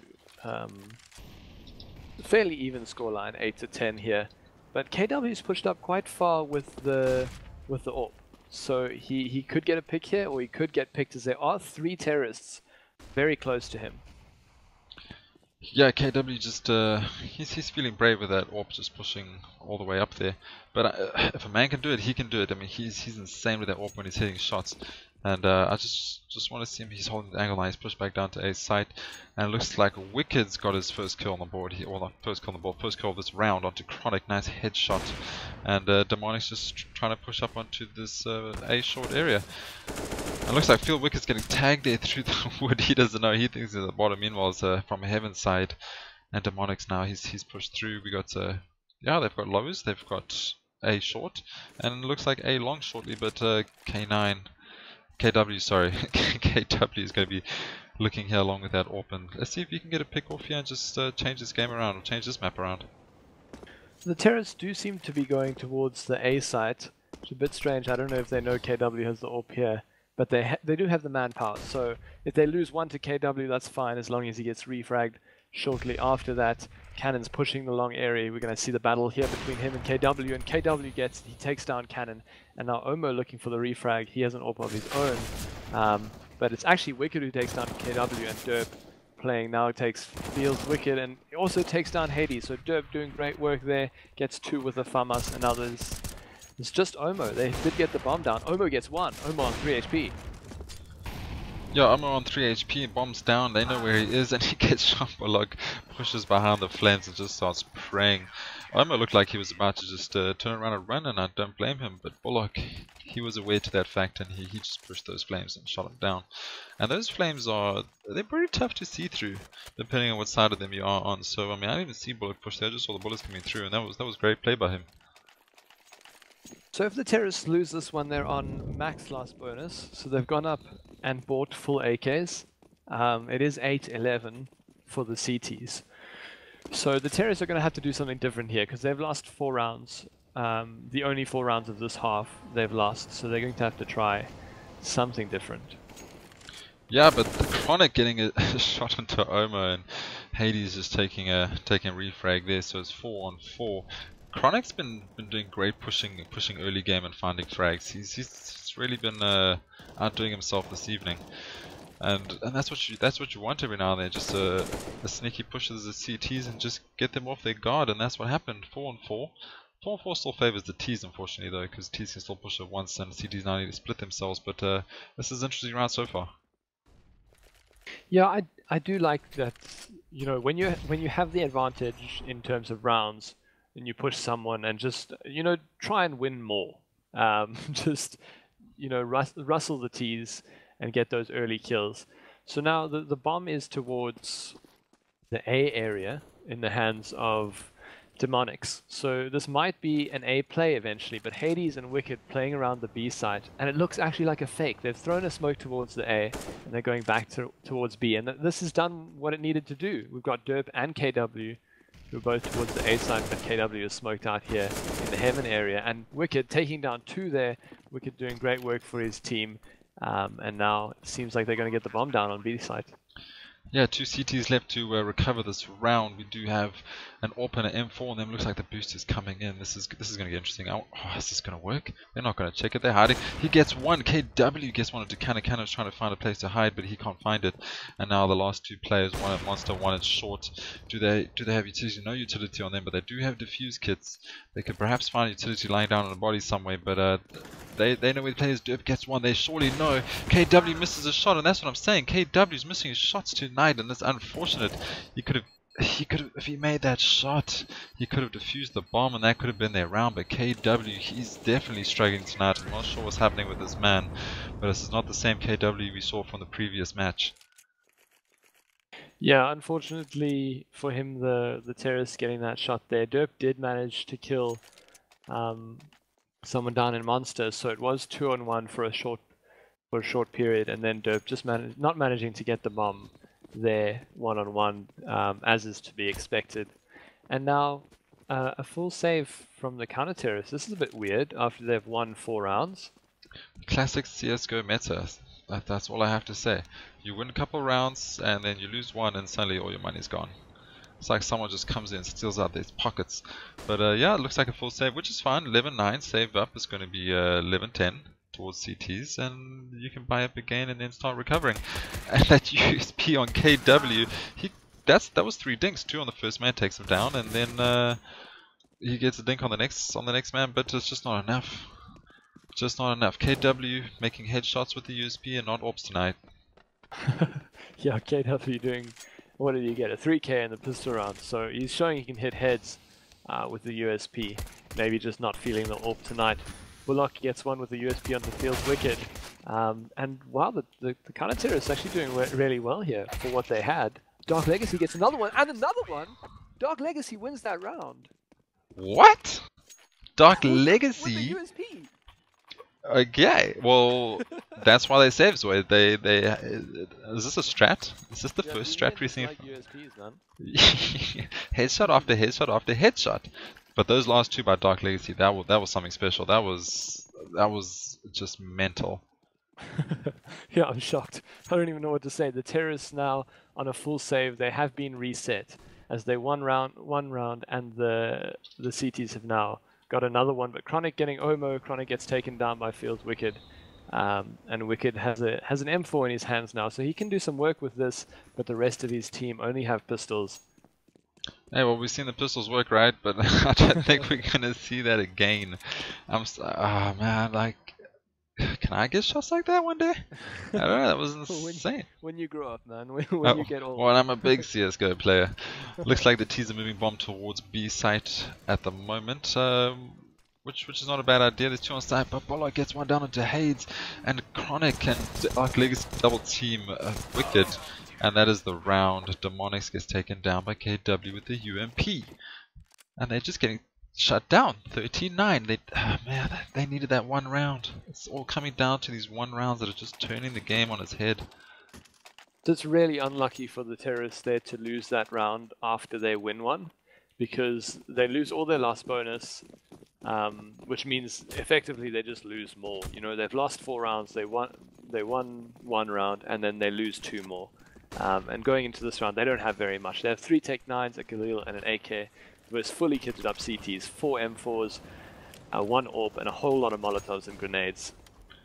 Do you think players are still buying the Tech 9s because they think it's on the same level, or what is the reason for buying up Tech 9s? I don't know. I think you can still obviously do work with the Tech 9, as Feels Wicked shows us there. He gets DarkLegacy. I mean, I think you can still do work with it. It's just a little bit harder. It requires more skillful play. Hades kills Derp as I'm talking about the Tech 9, and KW unfortunately misses that AWP shot. It was very difficult, so we're not going to blame him for that. And Kronic, now the last man alive with an M4, he has 2 HP, so he's not going to be able to do very much. And this is a round that the terrorists definitely needed. They definitely needed it, and we just saw the CTs get one of the pistol, and now we've seen the terrorists do the same. So good job on balancing those pistols well. But but that I like to see that. I mean, it's always upsetting going up versus full USPs and you have all the guns you could wish for and you lose it. But then to come back and do exactly the same thing and pick up all the guns on the battlefields, I mean, I'm sure these guys are feeling pumped now. Yeah, and Cannon gets Kronic in the end there, so they have picked up all the guns they need, 3 M4s and an AWP. And now the counter-terrorists, again, the money is strange, you know. The counter-terrorists, they won 4, they lost 1, they won 2, they lost 1, and now they're broke again. They're only on pistols now, and the terrorists have a chance to get another round here, as they all have. It's exactly the reverse situation of the last round. You know, the terrorists now have the Molotovs, a whole lot of rifles, and an AWP. Maybe we'll just go pistol, pistol, and then both teams will buy pistol at the end. I mean, that would be. I'm down for that. Yeah, can we have a pistol last round, like pistol clutch? Deagles only. And Kronic here pushing through the monster area and gets taken down by Hades, and DarkLegacy is getting one of that CZ. I told you, give DarkLegacy a CZ and he's just going to find frags. Yeah, DarkLegacy is really good with that CZ, as we saw on the Nuke map. But Owmo taking down Derp, and DarkLegacy is the only person alive on the CT side with the rifle, and he takes... Yeah, I mean, he gets killed by Owmo, and that's a great shot by Owmo. Owmo does go down to 12 HP, but he knows where the second CT player is. So, I mean, that was a really good shot from him. Yeah, Owmo was. I wouldn't have jumped there by Lois. He was lucky to survive. But the shot before that was beautiful. That's without a doubt. And they're going to get a free side shot. Bomb going down to A. And CTs, they just need to save. They just need to save. It's not going to help. It's not going to help them. You need one gun though. You need at least get one gun into the hands of Bullock, and then you're good. Get that gun, save, wait for the next round, and let's take it from there. KW might catch Hades here in the back, and he does. He takes down Hades. So that's a gun for Bullock. Bullock picks up that M4, and now they're going to save, I think, unless someone can get a kill here. Cannon is around the long area. He might go down to the self boost. He gets a few tags onto KW. And if he doesn't push, he might die to the bomb. So it's do or die here. Bullock gets Owmo. Cannon does manage to take down KW there. So only Bullock surviving on the CT side with an M4. Hey, at least you got an M4. I'm not sure if they're gonna. Are they gonna full buy up here, or are they gonna do another save round? Nope. They're forcing it. Yeah. I don't know about that. I don't know about that. So the problem with buying here, I guess, is if you lose this one, you put the terrorists on 12, and they're almost certainly going to get that next round, and that equalizes the scoreboard there. But get this round, and you pretty much win the game. So I think it's the odds. It's a good bet from the CTs. Okay, risky, but the rewards are high. I like it. Okay. Well, looks like it's a standard setup here. We got two CTs onto A side, two CTs on, or one CT onto B, and is that two lowers? Where? My minimap is freaking out. There's a double stack somewhere. Yeah. There's a boost on the B side. Yeah, there we go. See on DarkLegacy, perfect. And DarkLegacy is gonna get one from that boost, and I might be eating my words here, but there's only one guy left. There's still 4 players on this board, and it's T side, and that definitely is towards their advantage. So bomb's making his way now down low, as it seems. 2 terrorists, Demonix and Cannon on the long A, and they're making really sure that they've checked everywhere. They're checking bathroom, they're checking all the angles on long, so they're checking out this A site, and we can see the bomb's been left behind. Hades and Owmo also looking around the B site, but ultimately I think it might go towards A. We see the terrorists moving towards the A site now, and there is a 3 stack here. KW, Derp, and DarkLegacy are all here, and Derp has a FAMAS, KW has an M4, and so does DarkLegacy, so they can definitely hold this here. And as the terrorists are pushing forward. It's also the 3 players you do not want to see on a side, but Cannon getting one through the smoke onto DarkLegacy. He saw the jump there, but he gets taken down by KW. And Demonix with the refrag. Now it's 3 on 3. Kronic's coming up from behind. Can Kronic land the shot? He does. Kronic's and Bullock each get one, and that's the bomb down. Demonix versus 2. Yeah, the bomb didn't go down, so Demonix, even though he gets that kill, he loses that round there. The terrorists don't manage to get the bomb down, and the time runs out. So that's 14-11 towards the CTs. 14-11 indeed, and just looking at score points over here, Owmo is only on 10 kills. His other teammates, Demonix 18, Cannon 22. He's definitely having a not as a good game as he did on Nuke. Nuke, he was outshining there at the long area, but he's struggling a little bit here on Overpass. And on the CT side, it all looks fairly even besides Kronic right down at the bottom, but he has been making plays though. Even though he's at the bottom, he's been making crucial plays to win the round, and Hayes getting insane headshot into Bullock, but Kronic there with the refrag, as I said, and Wicked Man getting 1, Wicked Man getting 2. Take 9, still guard weapon. 2 headshots there. Tech 9 looking really good in the hands of Wicked, and Wicked gets another one with the AK. He's just playing out of his mind this round, gets 3 kills, and it's all on Derp on the scout. And, you know, I said, you know, you win that round and you pretty much win the game, but Omnius has proved me wrong here. They've managed to do this round with Wicked getting 3 kills, and they're going to take this scoreline up to 12-14. It's not all over yet, and the CTs also, they might have to save. So the terrorists looking all right. I mean, this game is looking a bit closer than we thought. Mistakes. This is twice now they've lost that pistol round. Rounds that you shouldn't really be losing, and I think they should have sat back a little bit, in my opinion. You know there's going to be a potential rush. Don't push right up to monster so close where Tech 9 can get in your face. Don't push onto short by the pillar area where you know they're going to be rushing you. Sit heaven, sit to graffiti, wait for the retakes. They only have pistols, and that's just me. Maybe they didn't know. Maybe they didn't know that they were saving. We don't know what they're talking about on TeamSpeak or whatever. So maybe it was just misread the situation. Yeah, fast push here by the CTs towards the A area. It's a bit scrappy play there. I mean, the terrorists prevailing in the M. KW is the last CT alive, but a lot of CTs going down lowers, some going down around the fountain area, and KW with this USP, we do know what he can do with a USP, but against 4 players, I don't back him here, unfortunately. Yeah, it's definitely gonna be tough, and we guess what that USP. KW, what is wrong with you, man? Get the AWP, no shots. USP, double dings. This guy's crazy. That was enjoyable. Thanks KW for some entertainment there. And now's the time. Now it's buy and win, or lose and even things up, and possibly take lose the map. So this is looking dangerous, because the CTs, if they lose this one, they're not going to be able to buy, right? So they're on 14 rounds, but if they lose this one, it'll be 14-14, and they won't be able to buy that round, which will put the terrorists onto 15. So this is definitely a do or die round if the counter-terrorists want to win here. I mean, an overtime would be quite interesting. We haven't seen an overtime in our casting just yet. So the terrorists, they are fully kitted up here. Owmo is on his AWP, which is the preferred rifle for him, and everyone else on AKs. Whereas the CTs, not too great. You know, the Derp is on the Scout, Bullock is on the UMP, while the rest of them have their normal rifles. But there's a stack towards B, as there have been the past few rounds. So yeah, they can definitely hold this B site if it does eventually go there. But the bomb towards A site for now.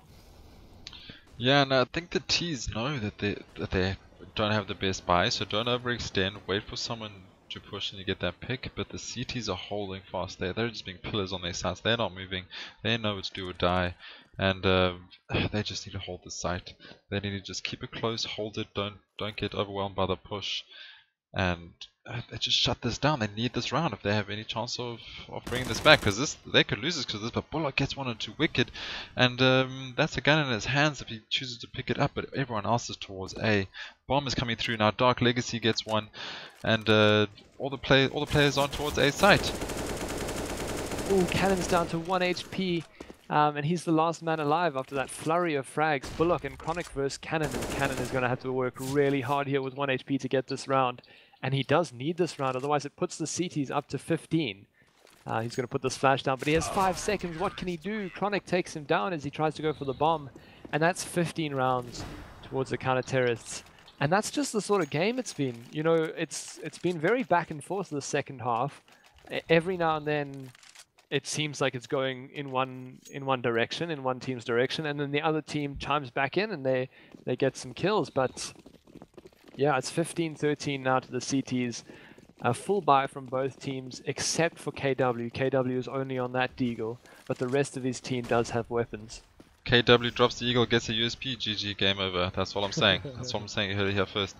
But Demonix holding the bomb there towards T-spawn. He's moving rotating towards B, and this looks like there's going to be a B play. It looks like there's a B setup happening here. There's only 2 CTs on B. They're gonna have to each get a frag at least if they have any chance of holding this. And this is looking like a B push. And here it comes. Smokes are going out. Bomb's moving its way towards short. There are 3 players now towards B. DarkLegacy takes down Wicked, Kronic takes down Demonix, and now it's just Cannon and Hades versus 3. Derp though, Derp getting one shot there onto Hades, and KW with a nade onto Cannon, and that is the game. That one round could have changed everything, but they took it home. Divine Knights winning both maps, winning Nuke 16-7 and winning out Overpass 16-13. Insane game by Divine Knight. Yeah, that last game was so close. It was so back and forth. It was very enjoyable to watch, actually. Probably one of my favorite matches that we've casted so far. It was never clear cut. You know, it was this team might win, this team might win. You know, it was never just a walkover. So great plays by Omnius, great plays by DVN. Just an all-out good series, and that, I mean, it was almost going to go the distance there if Omnius had managed to pull that game together. Yeah, definitely, and it hinged on like crucial rounds. It wasn't like one team wasn't pushing so far ahead, and when they did start pushing far ahead, boom, that one round happened with pistols. They took it over, and everything changed again. It was insane the amount of pistol rounds that have won, or the lineup mistakes that happened that just cost people or cost players the rounds, and suddenly the game was turned around, and it could have been anyone's game. That was crazy, and some guys were just making insane hero plays and clutching out. DarkLegacy, how many times did he clutch out for his team? That DarkLegacy USP play is seared into my brain on the A side. That was awesome. Yeah, that was a Bullock's headshot with the CZ on that one guy as well. Insane. You've got Derp, who I don't know what he was eating, but I mean, he was dominating all the entries. And then you had Owmo as well on Nuke, just wrecking the outside area and stopping KW from pushing. You had all these insane plays. And Demonix, I mean, I can't even count how many rounds he had 3Ks on Overpass. Demonix was just going ham and just shutting everyone down. And it was the perfect game. Yeah. No, really a fun series to watch. And I think the teams definitely quite evenly matched. It did in the end obviously go the way of DVN, but they were looking very even on Overpass, and the economy didn't really get going for Omnius on CT on the Nuke map, so we didn't really see everything that we could have out of them. So it would be cool to see a rematch. Yeah, I would definitely like a rematch from them, and maybe let's get the captains. Can we get the captains in here? Maybe they can just give us what they thought about the game. What do you think about that, ZOID? Yeah, First, before we go there, let's choose our man of the match before we get biased. Who's your man of the match? I know it's tough. It's gonna be tough. Are we doing one for each team, or are we doing one overall? One for each team. Okay, so I'm gonna say. Are we gonna do series or maps? No. Overall. You just choose one for each, and then I'll choose one for each. I think I'm gonna go with DarkLegacy on DVN because I don't know, man. I just really that USP play was so crazy. I think I'm gonna go with him, and then, on. I'm not sure. Man. On the Omnius side, they all had really good plays. Definitely Owmo on Nuke, but I'm not sure about Overpass. Okay, I'm gonna go with Derp. I don't know. His shots were clean. I just really enjoyed that. And then I would say Demonix. I like Demonix. I really enjoyed watching him. I think that was he held crucial rounds and crucial pushes, and it was amazing.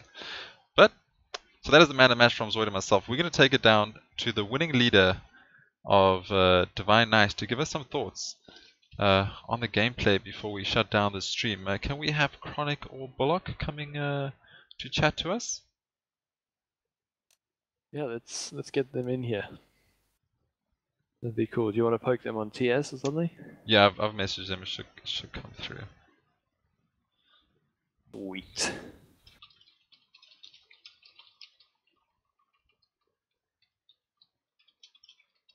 If anyone has some questions, then definitely come through.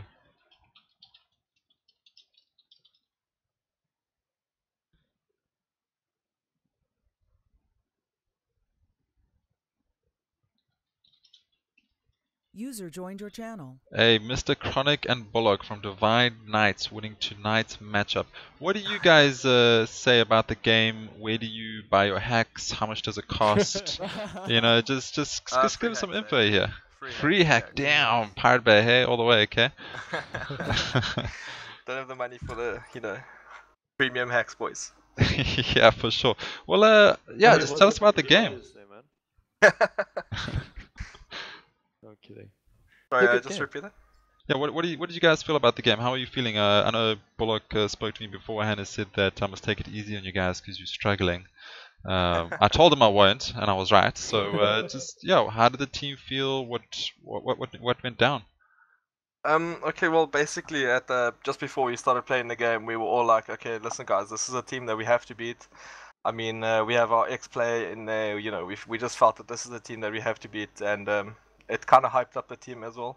Coming off the nuke as well, it just hyped us up enough to be able to take the game. Yeah, that's yeah. pretty juicy that there's an ex-player on the other team. Who was that? Owmo. Oh, I see. He was doing pretty well with the AWP there on Nuke. No, of course. That's why we had him.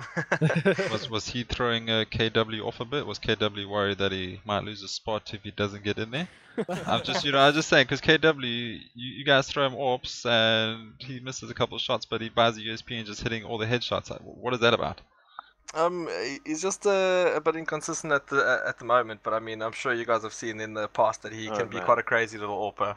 No, yeah, he was intense last match. Yeah, he was insane last match, and we even said in the beginning that this was a man to watch. Unfortunately, you know, sometimes you just don't feel it. It is what it is. There's nothing. I mean, it happens. I mean, off days. Yeah, exactly. I mean, we're definitely going to see him in the future just wrecking people with that AWP. So don't use tonight's performance chat as KW, because KW is definitely top of the game in the CS:GO scene with that AWP when he's feeling it. Yeah, when he's on his days, you know. And when he's not feeling it, you guys are going to see some sick USP headshots. Those USP headshots, man. I don't know if you guys were obviously spectating DarkLegacy on the A site. That double USP dink, that was incredible, man. You should have heard the TS. Man. That's all I'm saying. You should have heard the TS. I can only imagine what the TS was like at that time. And then, I mean, that last game was very back and forth there, ending a lot closer than the nuke match, 16-13, and it really seemed, at least from the casting point of view, that the economy wasn't really running on either team. You know, there were lots of force rounds and lots of rounds that were won by the team that didn't have the best weapons, you know? Yeah, it's weird. I think both teams have like Deviant and Omnius, we both have pretty strong pistols, so I'm assuming that's why there were so many forces, because like you guys saw with DarkLegacy as well, with his pistol going there, it's just something you take the risk and then yeah. Yeah, we don't speak about that DarkLegacy pistol 2 versus 1 bomb going down situation. I'm just ready to do my Overwatch video as soon as I shut down the stream, just to recheck out some of those plays, because that KrAzYyy as well, Bullock, on Nuke. Oh, man. Pre-hacks, you say? Okay, I'm gonna go Google. We were entirely speechless. The last shot of Nuke, where you like jumped and then somehow got a KrAzYyy headshot like across into main. We were both like, we just didn't know what to say. Surely the most luck a man could ever have. I mean, come on, let's be honest. Don't make me feel bad, because if people are making shots like that, I'm quitting CSGO. It was more a fright than a luck. No, it was insane. And then just one from the chat here. Looks like DDC are asking if you guys would like a scrim at some point. Oh. Yes, of course, why not? Oh, okay, Hilton, get your team ready. They want that one in. We can't be biased on this one, because we have 2 favorite teams now. So this is going to be brutal. This is going to be blood on the floor. This is going to be worse than Mayweather, and this is going to get dangerous. I was just hoping we don't end up like Connor, eh? Well, he put up a fight, man. He did put up a fight. It's not the fight you put up, it's the win, ZOID. Okay, this is CS:GO. This is not boxing, running around, tapping. Okay. I can talk for like 20 city minutes about that fight, man. It was it was a good time. Okay, we're escalating. Cool. Well, I think that's it. Any more thoughts from you guys? Anything else you guys want to say? No, I'd just like to say thanks to you guys for streaming for us. It kind of puts the guys on edge, you know, makes them play at the best. And yeah, I want to say thanks to Omnius for playing against us as well. It was a really good game. At one point, I didn't think we were going to make the overpass, but I mean, obviously we pulled it through. So yeah.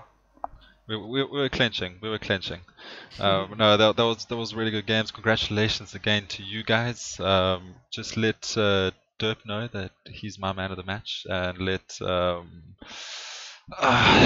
DarkLegacy, there we go, know that he was Luke's man of the match. ZOID's man of the match. I mean, you guys are sick fraggers, and you got that KrAzYyy shot. I know, but we'll have to go match by match, okay?